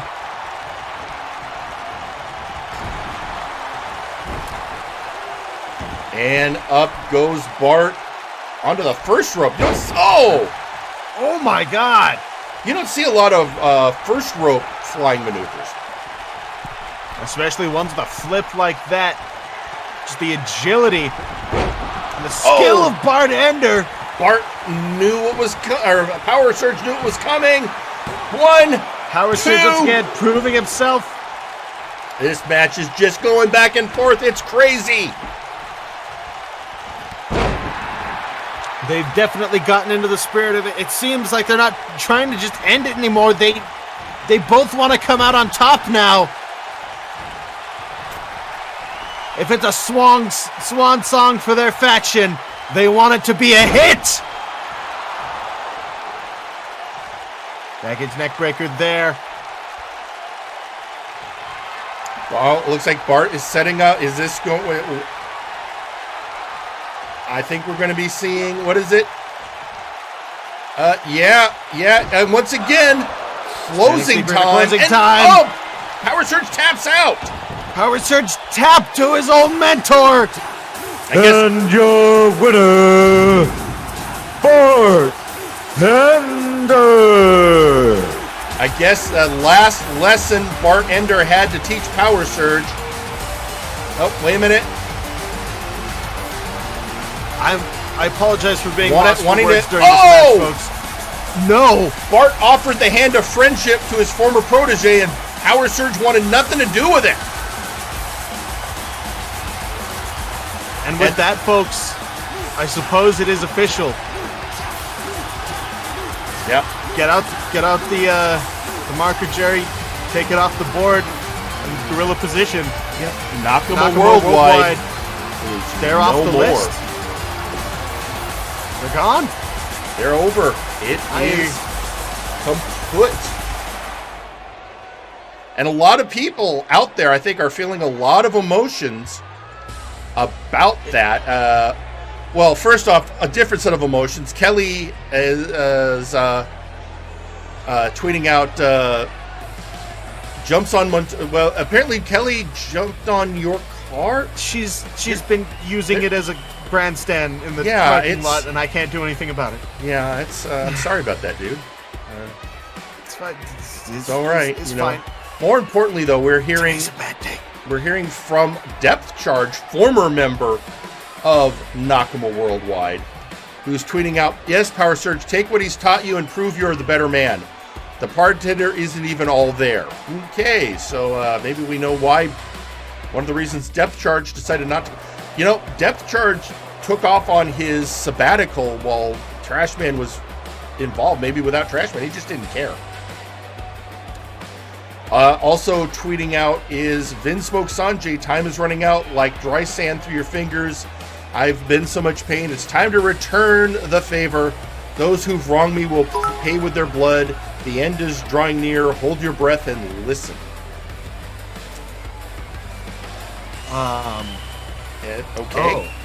And then another bit of a Kelly is tweeting out again. So Bart, want you're already work at the pub. What about the club? I don't know that invitation. I don't. Yeah, it sounds like Kelly might be trying to recruit Power Surge for Omega Club. All right, folks.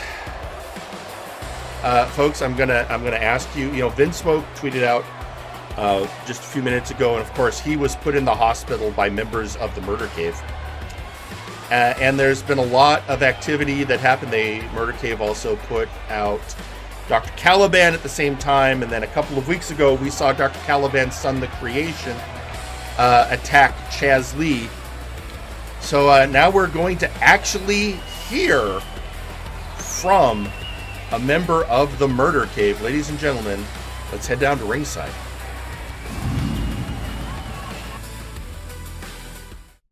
And let's prepare to listen to Dr. Grimm. Ready to address the people. What does this man have to say? Oh boy. I'm not going to bother with greetings. We're not going to do any of that solicitations. You know who I am. And if you don't, you should get out now while you still can.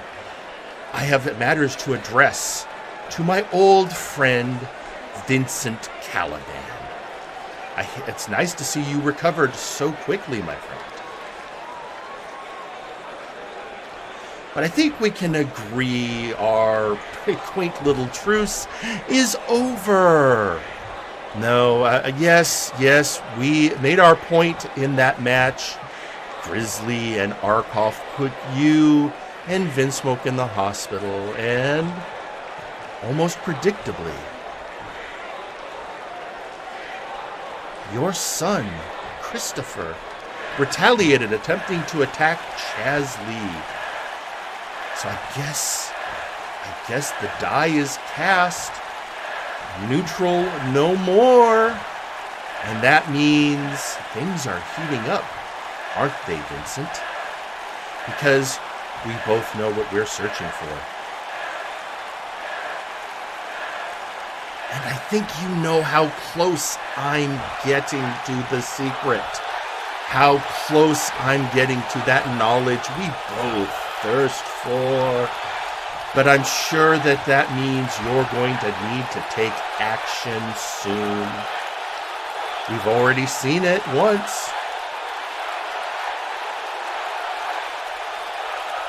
So what is it going to be? Are you going to send Christopher again, or maybe your other son and his one-eyed friend?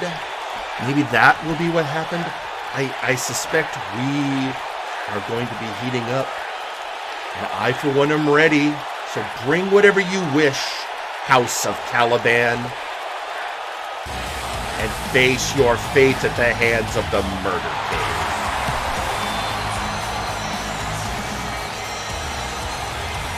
That is not a man you want to have a vendetta against you. So,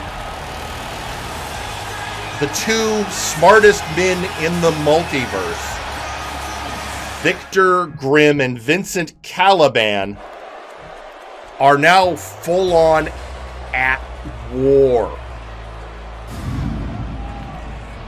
I don't think the locker room's going to be the same after that, Jerry. Not at all. Well, not only that, what the hell is this secret they keep talking about?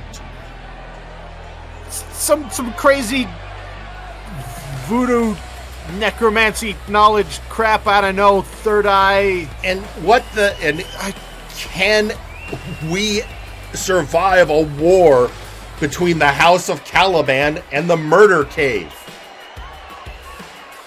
I can't. I'm a man. I'm a normal man, Jerry. Well, hold up.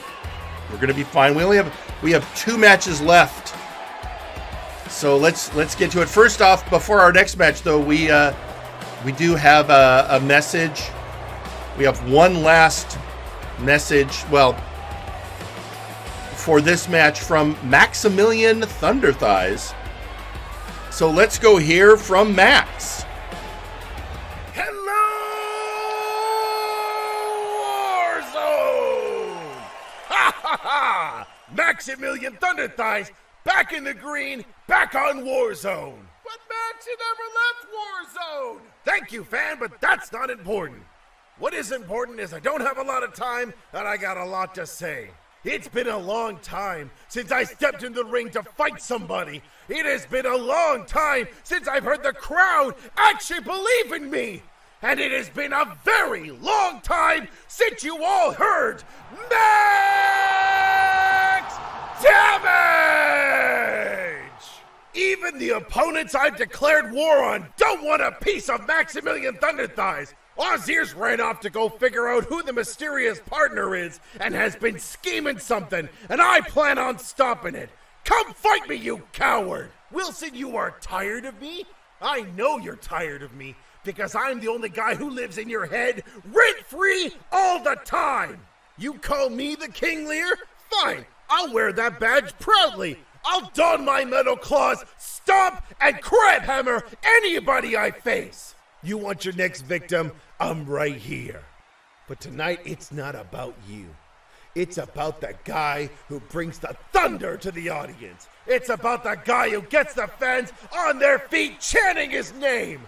It's about the guy who's gonna take every opponent he faces to the edge and roar when he wins the golden veil of victory.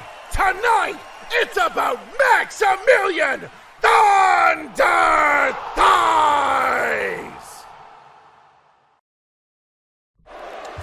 So there you heard it, ladies and gentlemen. Maximilian Thunder Thighs ready to oppose VIP folks. Like I said, we've got 2 more matches to go, but before we get there, it is time for a commercial break. So ladies and gentlemen, we'll be back after these messages. Feel the warm, milky, healing, Jesus-powered goodness that is Lactatanks. Step inside or be thrown in forcibly by registered Anon after you've gotten the shit beaten out of you by multiple people in one wrestling match. We swear nobody has ever died in a Lactatank. What is the Lacta made of in the Lactatank? We have no fucking clue, but we enjoy it anyways, and you will too. Lactatanks, come feel our warm, creamy, healing Jesus goodness. Multiverse, Nexus Wrestling's Warzone, Flashbang, and Fiery Line are all proudly sponsored by Enraptured Beauty. Our products, rather than using unnatural and harmful chemicals, revitalize your skin by boosting the natural elements already present and enhance your natural beauty so you too can love your best self. It's morning in Multiverse, and rest of day looms looking to break the weary like monster breaking human twig in wrestling ring. But there is remedy. Squash roast coffee, made from finest naturally grown beans for best wake-up energy. That's because every bean have 10 beans within. That'll be 10 times more big energy than competing brand. More than enough big squash energy to power through day. Squash roast coffee. It's big cup of good stuff. Now available in decaf. Oh, but there is need to come down from blood rage. When you want the most detailed and violent-looking pictures of battlegrounds, look for Perfect Snap Photography. We do bar fights, wars, underground wrestling, and weddings. My wedding dress, you fat harlot! Remember, Perfect Snap Photography. It'll be bloody perfect in a snap. You too can now wage war against the flabby wrestlers of MNW with your own exclusive Zacko action figure. It comes with trios tag belt accessories and nut-kicking action. Pull the cord to hear Zacko's famous quotes. Get that microphone away from me before I shot up your... The Zacko Duo action figure, sold separately. Whether you're working at home or giving your opponent work, we here at Lowe's are there for you. We're here with our sturdy tables and ladders that cease to exist if broken in half. We're here with rings that can stand up to even the most grueling of hoss fights. And when a locker room door is inevitably smashed by an angry lion woman, or a fiery undead leaves burn marks all over your paint, Lowe's will be there with a little elbow grease, a substandard 2x4, and a 6-figure bill.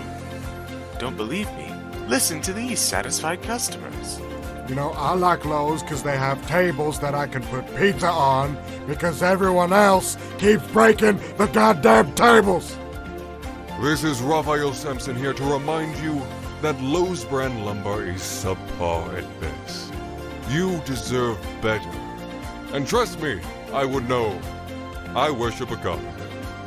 Lowe's is great for tinkering with any hero gadgets.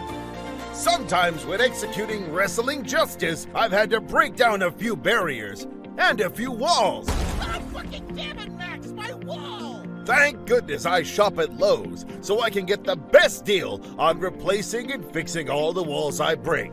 Lowe's. Do it subpar for more. Why? And now, a message from the brass.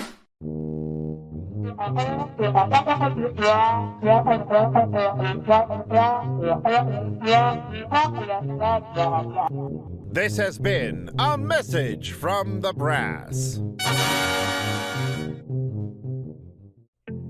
Have you or a beloved faction member suffered from a preventable workplace injury, jobber discrimination, threatening lawsuits from VIP, or harassment from Trashman Jones?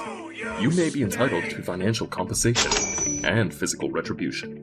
If so, please call Gorewheel & Associates Law Firm to schedule an appointment. We handle all cases, whether they be civil litigation, criminal litigation, or a backstage beatdown. We understand it's tough out here in the Nexus, and you need someone to both watch your back and break the other guys.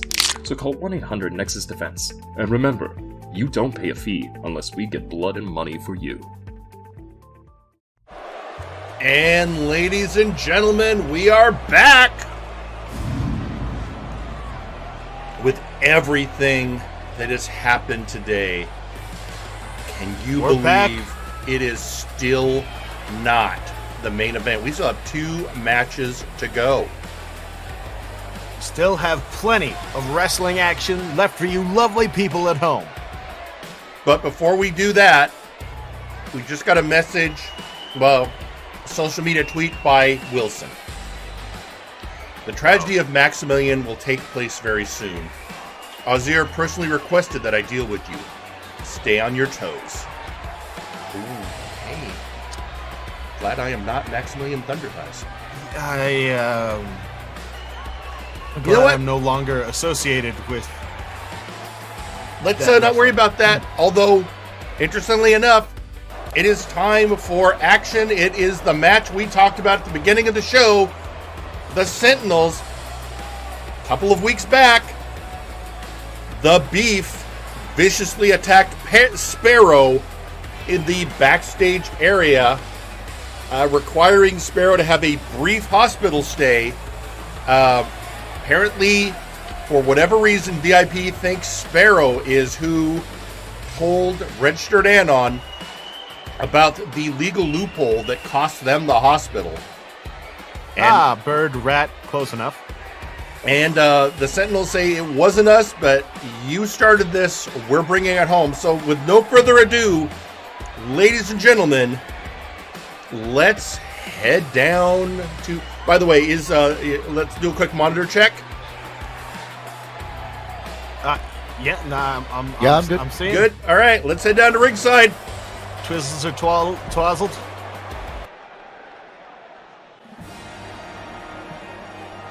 The following is a tag team match scheduled for one fall. Introducing first,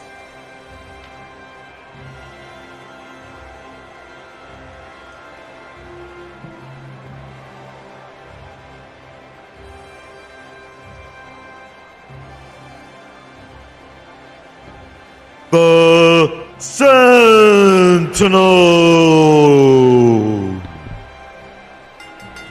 The multiversal guardians of justice, Daverman and the Sparrow. Snitches of the multiverse. They are, in fact, champions of Canadian socialism and generally not having fun. Daverman and Sparrow. You know what? They are a pair of accredited superheroes, they're licensed in everything. I didn't know there was a license for those things, but apparently there is, and they have them. So, you know what? They didn't take my superhero application, so I'm bitter. I'll be honest.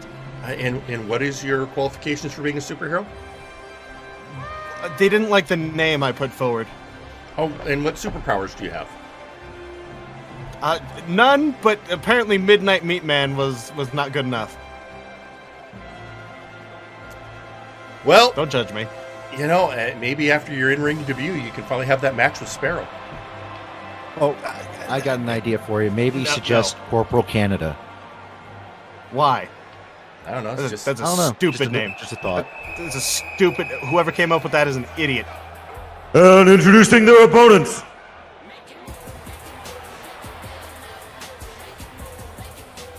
VIP.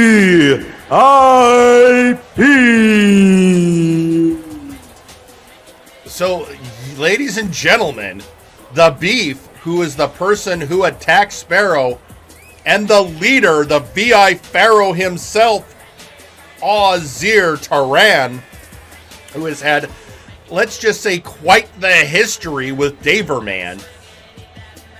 Yeah, remember, the Beef not only beat up Sparrow backstage, but then they had a match, and he put the exclamation point on it. Well, now they're having another one. This time, it's all hands on deck. This is where the Sentinels really shine in a tag team match, but this is also where VIP really tends to shine. Well, I'm just saying, I don't know that you can necessarily predict this one. You may not like them, Jerry, but you have to admit, in pretty much any configuration, VIP is very formidable in these tag team matchups. I will agree. Oh, right off the bat with a Bulldog. Yeah, they Sparrow mesh and well the Beef. with each other. Yeah, Sparrow and the Beef starting it out, the two rivals. Yeah, this grudge is going to be fulfilled here tonight. Or at least some of it. And over the top. Ooh, over the top. Standing sliced bread from Sparrow. That's like 8 feet he's got to cover. What the hell? The Sparrow flies. Sparrow looking for some well-deserved payday, but now it's his mentor, Daverman, in versus the grade A lister.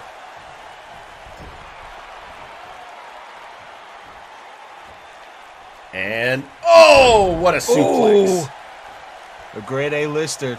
Beautiful suplex. Using that power and using that in-ring skill, taking him into the unsafe corner for Daverman. And here comes the VI Pharaoh, Azir Terran. Excuse me, Azir Terran. I was going to say, we hired you for a reason. That was the selling point. You could roll your R's. That is not the only reason you hired me. I'm good at this job. Shades of our original commentator, C-. Whatever happened to that guy? I hear he's doing good. I hear he owns a bar now. Ah, lovely. And Daverman whipping Azir into the corner and lariat. Ooh. Strong lariat taking down the Collector.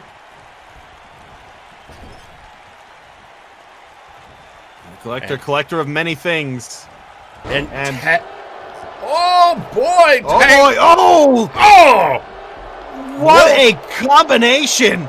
Well-coordinated assault by the Sentinels. Those two can fly, I'll give them that much. Sparrow setting up Terran. What is he looking for? It's hanging him up to dry on those ropes. What does Sparrow have planned? What nefarious deeds? Oh! I would say a rope-assisted Bulldog is what he had planned. Yeah, that's absolutely what that was. Driving the face of Azir Terran into the mat. And now using the ropes to great advantage. But now but let us not forget who this is he's against. The best technical wrestler in professional wrestling today. I think he was trying to use those flying strikes and working on the arm to shut down his technical capability. He did not do it fast enough. However, the Beef has been tagged in. Powerhouse of a tiefling. Tagged into this match. Sparrow in the safe corner, now into the unsafe corner with an Irish whip. The Beef, takes a boot to the face from Sparrow. Oh no. What a striking maneuver from Sparrow there. Knee to the gut. Azir Terran. Up and over. Double suplex. Double vertical suplex from VIP. Tag team maneuvers galore. Again, skill team. Say what you will about VIP. They are a well-oiled machine. I will say what I will about VIP, and that's that they are very lovely people who are vicious competitors and nice dudes to hang out with in a limo, though it gets very sweaty. Anyway. Dropping the knee onto the face of Sparrow.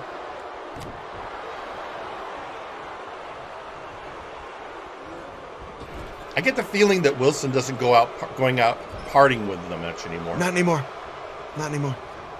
Anyway, Irish whip back into the red corner for Sparrow. Again, hitting Beef with that boot. Beef has not had that scouted. The agility, the athleticism of Sparrow seems to be a little bit hard to handle for the Beef at this point.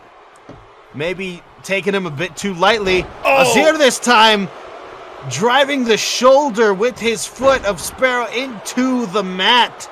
Sparrow picking the ankle. Sparrow taking a moment what to a meditate. Disrespectful Sparrow. Come on. Shoulder check by Azir. Sparrow probably looking for that tag at this point, you have to imagine. I would think at this point, one of the smartest moves you can make, Daverman is relatively fresh.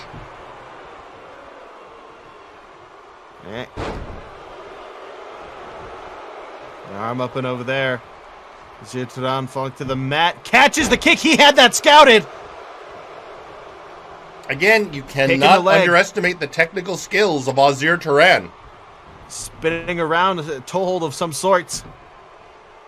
Now, hanging up Sparrow on those ropes and working that arm. That upper arm around the rope. Beef vacates a spot. Try and give Azir a little more room to work. Oh, boy. Oh, and Snake Eyes on the turnbuckle. Busting open. And cutting off the ring, keeping Sparrow from getting that all-important tag. He was crawling for that tag in desperation mode. Sparrow's got to be in desperation mode. He's going to want to tag in Daverman. If anyone can't do something like that, though, it's Sparrow. I've seen that man cover the distance of an entire ring in the blink of an eye. And finally the tag. Regaining control. There's that speed I was talking about. Body check. Oh. And a frontlander there. Oh, Daverman showing off. Well, showing off that agility. Showing off in general, Jerry. Tagging in the Look at me, I'm a hero. I don't like it.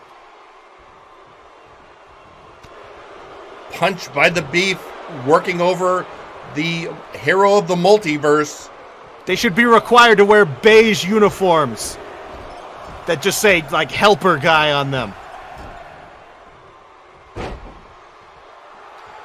Now the Beef stalking Daverman. Daverman ready for it, out of the way. Whipping Beef into the blue corner. Oh, diving with that spear into the gut of Beef. Oh, and a step-up single-leg dropkick. Daverman is kicking it into high gear. He's going turbo. Going turbo. He is taking Beef over the top rope.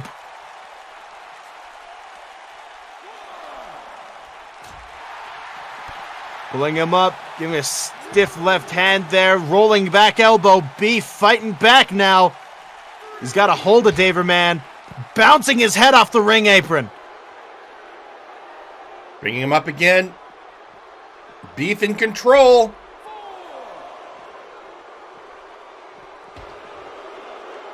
It's less of a pretty offense, a heroic-looking offense like you get from someone like Daverman, and just more unorganized brutality. Well, no striking combinations or anything, like just bashing his head around. Well, the grade A-lister is not known for his finesse.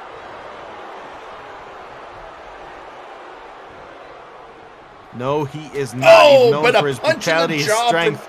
Daverman. That sexplex, if it connects, that is a brutal move to take, and that's a long way in the air from this big boy dropping the kick onto the head, nearly taking the head off Daverman.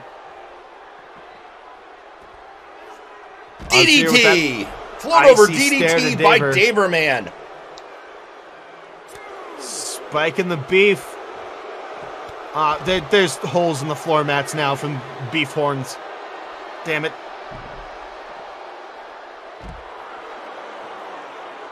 And Did you say something about horny Beef? Well, there's holes in the mat now. That's all you gotta know.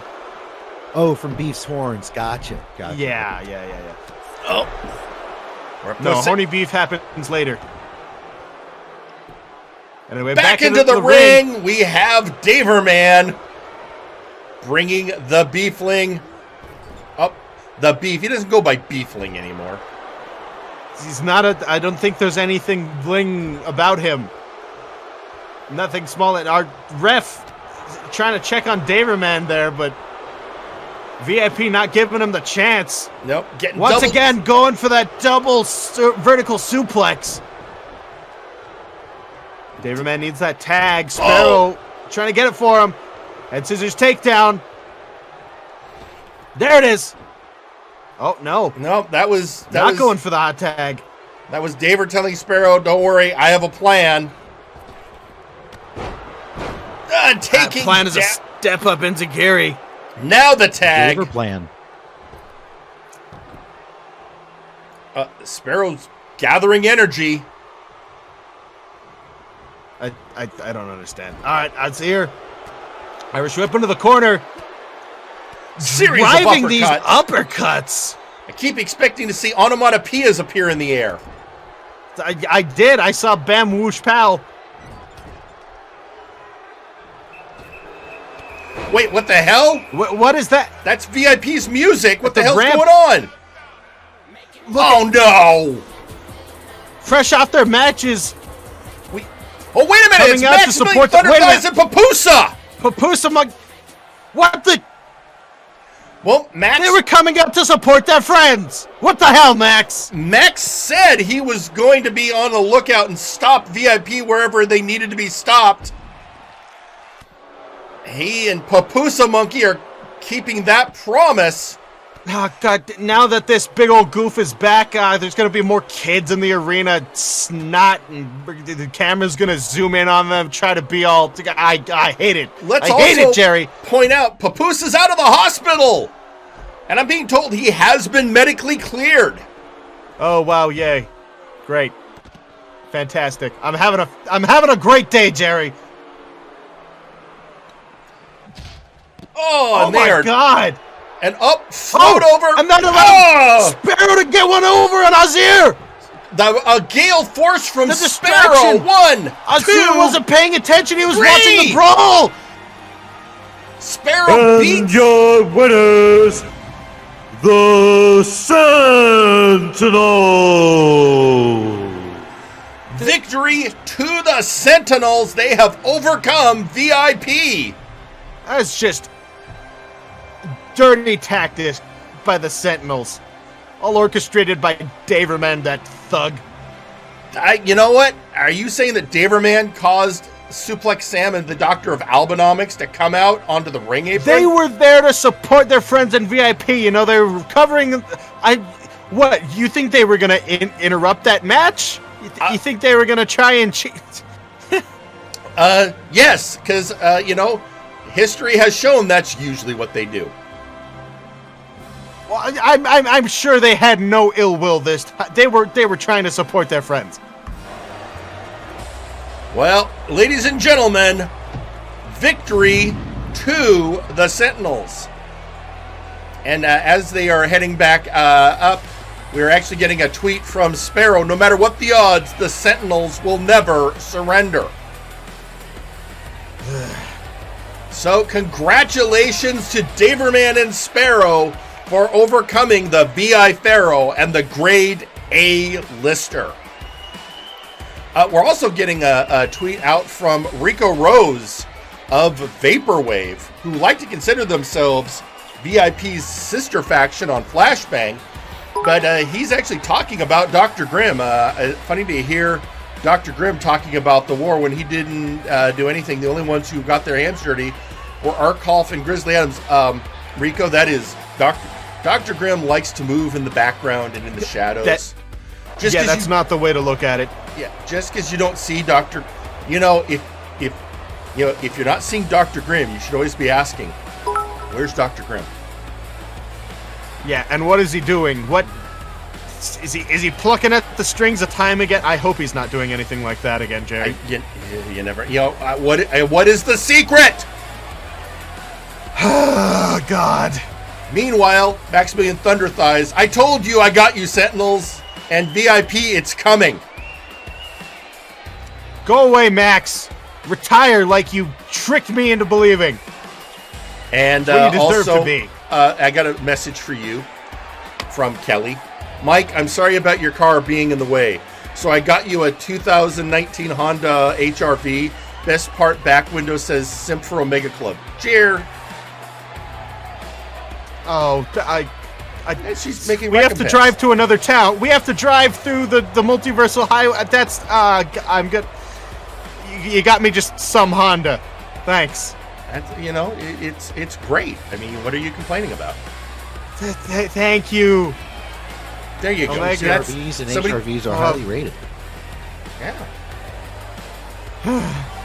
Anyway, we have more wrestling on this wrestling show, right? We do, but before we get to our main event, we have to hear from one of the participants in this triple threat match for the Big Oof Championship. So, ladies and gentlemen, I give you one chance. Let me tell you something, Storyteller. You talking cryptic messages, talking these 3 storylines of ours, intercepting into one. Like a spider spindling a giant web of stories. Like a fate weaver, you could say, trying to push the fate that you cannot control. Oh, you like these things. However, in the end, you are a storyteller, and all stories are up to interpretation. And in my interpretation, there is no clear ending. Though it does have one similarity with all other stories. It is only 1 page away from its climactic ending. Storyteller, you have gotten in my way, and there is no chance of getting out of it. I will show you the honor that this story deserves. Because without the honor, there is no purpose. And as you know, every story needs a purpose, doesn't it? Adios, pasador de Pejina. So there you have it. And before we head down to ringside, we got one last message for you, Michael. This is from Uzra. Mike, your axles and tire rods are now part of my project. I don't want to know, but as far as one chance, I didn't know we were giving promo time to bums off the street now. He's in the main event, Michael. He's in the main event, which we are now going to head down to ringside. So, ladies and gentlemen, is it time? It is time for your Big Oof Championship match. And it's time for your main event, folks. Let's head down to ringside. I'm ready. The following is the triple threat match for the Big Oof title match, and it is your main event. Introducing first,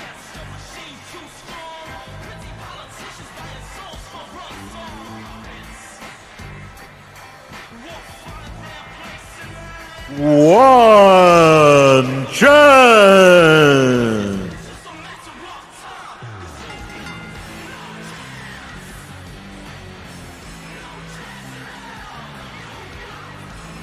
There he is. One chance. You say the things, Jerry. You know. It's one chance. The young luchador who has been making quite the name for himself. He has a title shot, folks. His second Big Oof title shot after the controversy of the first one, where he clearly had his hand on the rope during the pinfall and the ref didn't see it. And Kelly tweeting out, main event, one chance, one chance, one chance in hell. Why do people like him, Jerry? Can you explain that to me? Because he is a earnest and plucky young wrestler working his way up from obscurity to main event status. Ernest? I thought his name was Juan. And I am going to just let that one go because it's not worth commentary. Besides, you need to brace yourself. Why do I need to... Introducing next,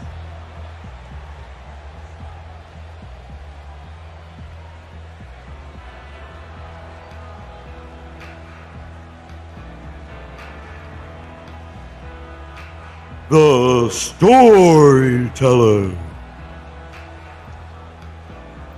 Because I know how you get when the temperature drops. Yep. Only, again, it's not really a temperature drop. It's like a humidity change. It's but it's cold. It's a cold mist. It's cold mist, Jerry. Cold. That's why I wear wool socks to work now. It's like a cold swamp. Condensation. But either way, ladies and gentlemen. Also, Jerry, can you take a look at these socks? Do they look like Lovecraftian to you? Maybe a little eldritch? Okay. They feel a little weird. Who do I look like? Minoru Suzuki? I don't know.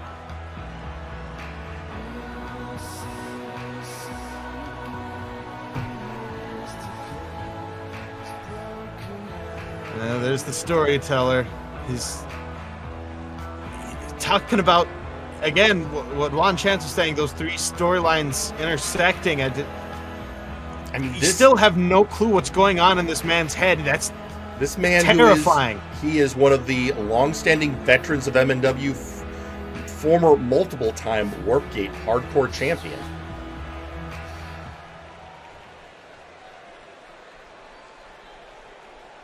And the third member of this triple threat coming out now. And introducing their opponent, they are the Big Oof champion, Raphael Samson. I want to be the first to say it. Oh, Lade coming.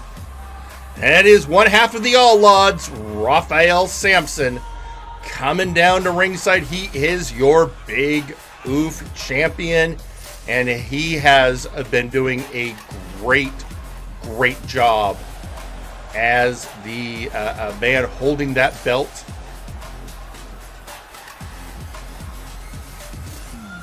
Meanwhile, of all people, you've got Flyboy Bell tweeting out quite the graduation Juan since his days as part of the Jobber family, bullying penguins and cutting in line for lunch and thinking of themselves such grand heels for it. He has come a long way. He has indeed. And Raphael's friend Buck Bumble, show them the might of an honorable champion, Raphael. There it is, folks. And with your that, Big Oof title belt. Big Oof Championship triple threat. As the ref holds up the belt, it is time. Juan's ready. Storyteller's ready. Raphael Samson's ready. And there's the bell and the Storyteller. Oh! Was he targeting Juan or the ref? I think he was targeting Juan. I think Juan was just dumb lucked his way into dodging that drop kick.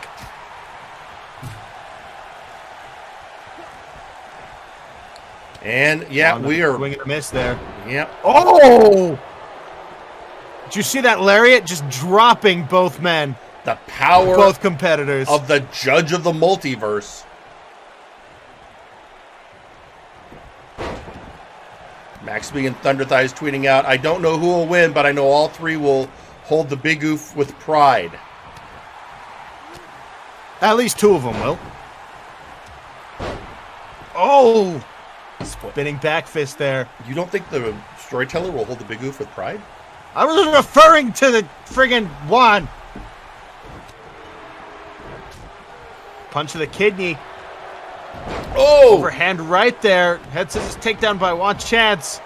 Getting bowled over completely. Ah, now this is a familiar sight a couple weeks ago.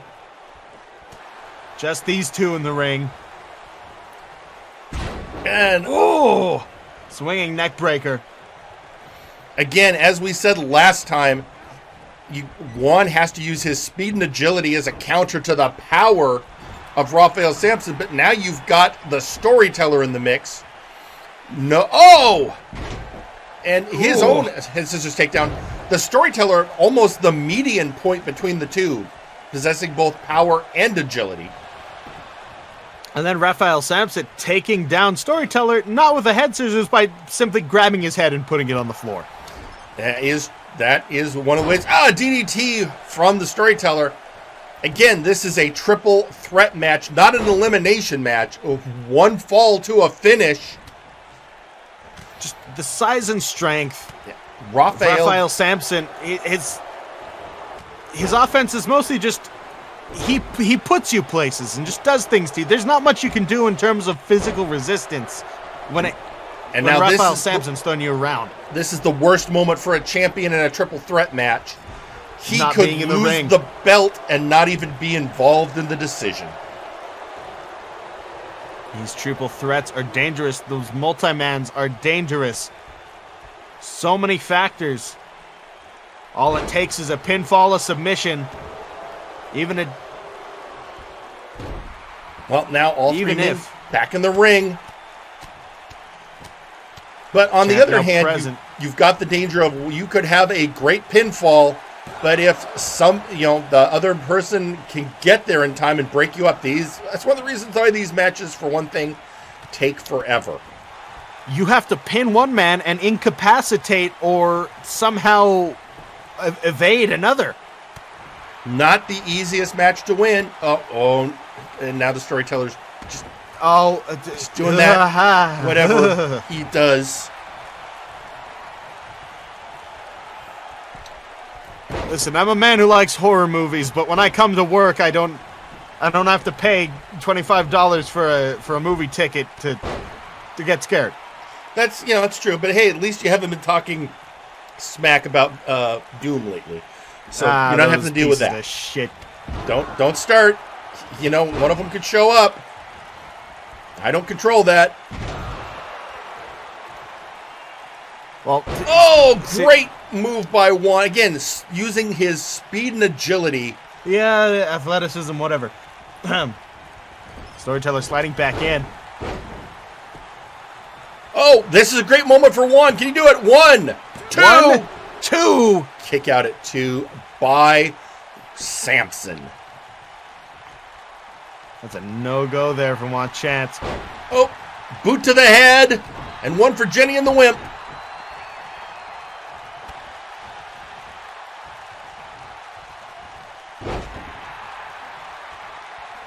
RF doing a wonderful job as always, looking on immediately there into the count. 1, 2.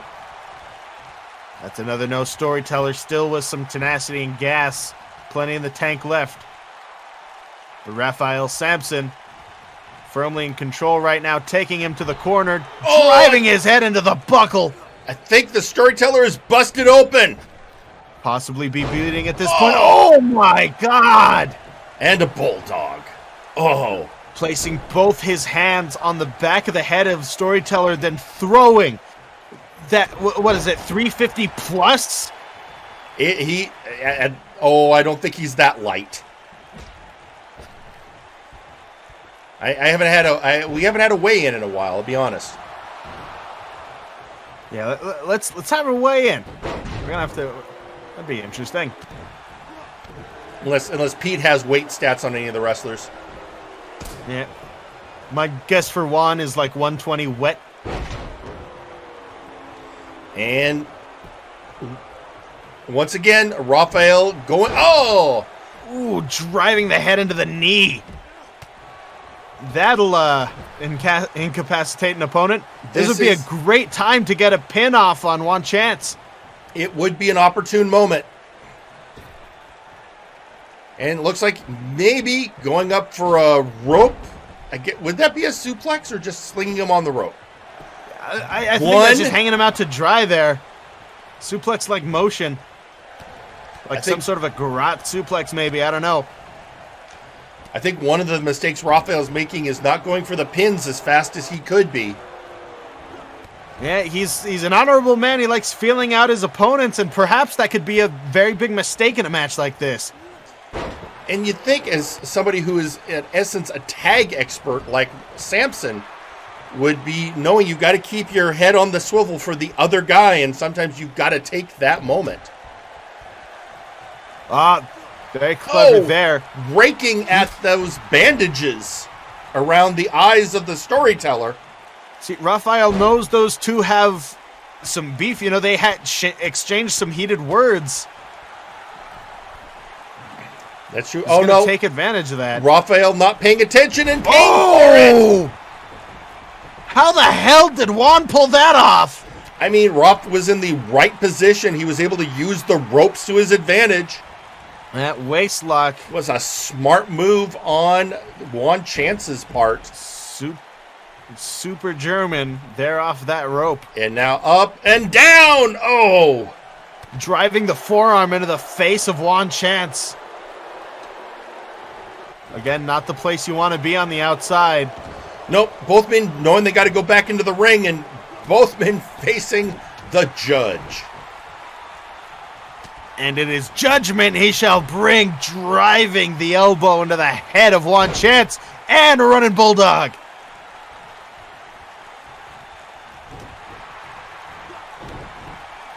Storyteller taking out the vertical base, lowering the knee onto the face of Raphael Samson. That's what you got to do with the big man like that. That kick to the knee was brilliant by Storyteller. Over the rope. Oh, and Juan was going for spinning heel kick. Just ate the sandal of the Storyteller. One. And a kick out by Juan Chance at 1. Storyteller now firmly in control of this matchup. Oh, Bulldog! Bulldog hit its mark. Juan pounding his chest, and yeah, no, you ain't getting no alpha male points here, bud. Thrown immediately to the outside of the ring. Pounding his chest, and Raphael wanted to help him. Oh! Oh! Falling How's that for suplex. pounding? Yeah, I know phrasing. Oh, driving his head off the ring apron. And they lock eyes with Storyteller. Raphael Samson checking him into that LED screen. Now what's he got planned? Hook in the arm.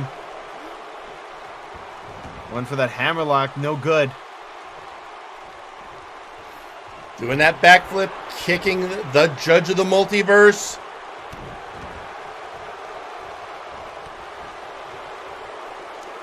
Kick to the gut of Juan Chance. That spinning heel kick once again.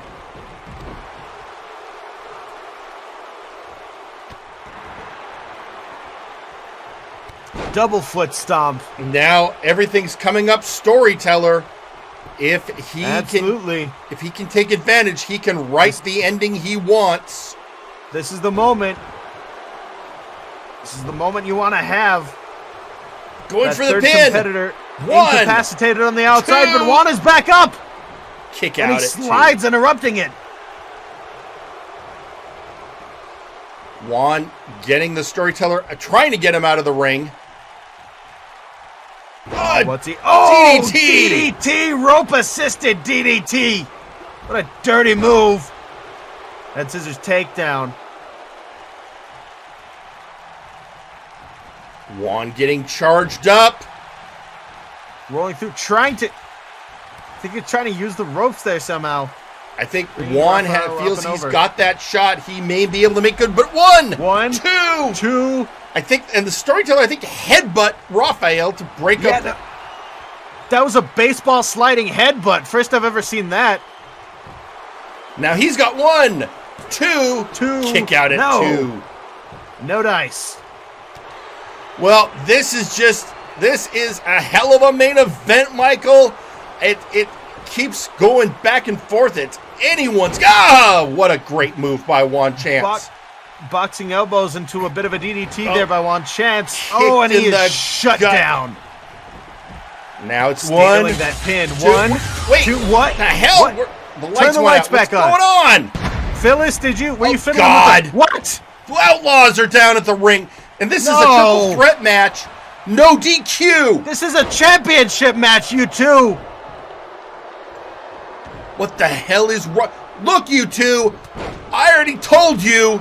You got a shot at Jake. Oh, they're here to beat up Juan Chance. It's fine. Jake, it's fine. what am I looks like paying they're here to you beat up for? Juan Chance. Jake, get out there. Jake, if you can hear me, this is what I'm paying you for. Go out there and deal with these two morons. Or not, Jake. You're kind of scary. And honestly, if they're just going to beat up... Oh, no, they're not beating up Juan Chance. Never get them, Jake. They're not beating up Juan Chance. They're just going after Why? I gave them their chance next week to have a title shot. Why are they still doing this nonsense? Security, so apparently VIP did a number on security. They're not... Just, Jake, where the hell are you? There we go. Thank you. All right, here comes Injustice. What the hell? HR Sawyer! HR Sawyer! HR Sawyer, there he is! The hell is HR doing down here? Why is Sawyer... What the hell are you doing? HR has business with Injustice Jake, that dirty mercenary being taken out by human resources in a choke slam. Wait, what? 1, story's ended. 2, oh, 3. Storyteller picks up the big Oof Championship, ripping that chance away from Juan. And your winner and new Big Oof Champion, the Storyteller. Business just picked up for the HR department, and some gold was picked up by the Storyteller. I have not words. All right, well, congratulations to the Storyteller, your new Big Oof Champion. But what the hell was going on with the Outlaw? You know what? I'm gonna have a talk with HR. You gonna suspend him again? I'm gonna, yeah, because you know what? I gave them a shot. Next week, Outlaws, Blood Money, High Voltage winner gets to have a title shot. The Outlaws were in there. I was giving it, even after telling them they couldn't have a title shot until after Multivania. And what do? They interfere in the Big Oof title match. I'm not saying Storyteller wouldn't have won on his own, but it's still well earned. But we'll never. Let's know. also not forget the terrifying visage of HR Sawyer. So next week, I am going to get to the. You know what? I am going to look into what my options are, and I will address this travesty next week. Also, folks, next week on Warzone, the Daggerick will take on McMorgan for the Warpgate Hardcore Championship, and we are going to have some trios action when the Three Kings will be taking on Meme, and whoever wins that match, the winning team gets to choose the match type for Ginger Boy versus Zacho Duo at Future Shock. Wow. Meanwhile, social media has gone insane. Buck Bumble going, again, this is ridiculous. I agree, Buck. Yup. Pretty ridiculous. McMorgan tweeting out, see, this is what happens when you hire amateur mercenaries. Never stick their contracts, very unprofessional, likely to kill you later. You need seasoned veterans. We have Raphael's partner, Sasquatch Wing. Guess he threw something breakable in the gorilla position. Whose limb should this one remove for Samson's loss? HR, Outlaws, someone will pay. I think Pete, did he throw your monitor? Yes. I hope not. And oh god. And then the janitor tweeting out, the presence of HR Sawyer's employees, his actions were approved by Anon. May need to discuss the hostile work environment Anon is fostering with the brass. I agree, janitor. And I am absolutely going to be getting to the bottom of this. I have no problem with HR and the brass. Just so the brass knows, I'm going to be putting in for a bit of a raise next week. Anyway. And Kelly tweeting out, we are having office issues in Warzone. This is not Flashbang. Good point. Well, folks, however, we are out of time. It has been a crazy day. We will see you next week when we'll be trying to get to the bottom of a lot of this. So for Pete McPherson and Michael Montoya, I'm Jerry Aldini, and we wish you a good night. Buenos noches. Ladies and gentlemen, thank you for watching the Multiverse Nexus Wrestling YouTube channel. If you like this video, go ahead and drop a like, share the video, subscribe to the channel for more, and ring that bell to get notified whenever we post a new video. This has been Joe, signing out.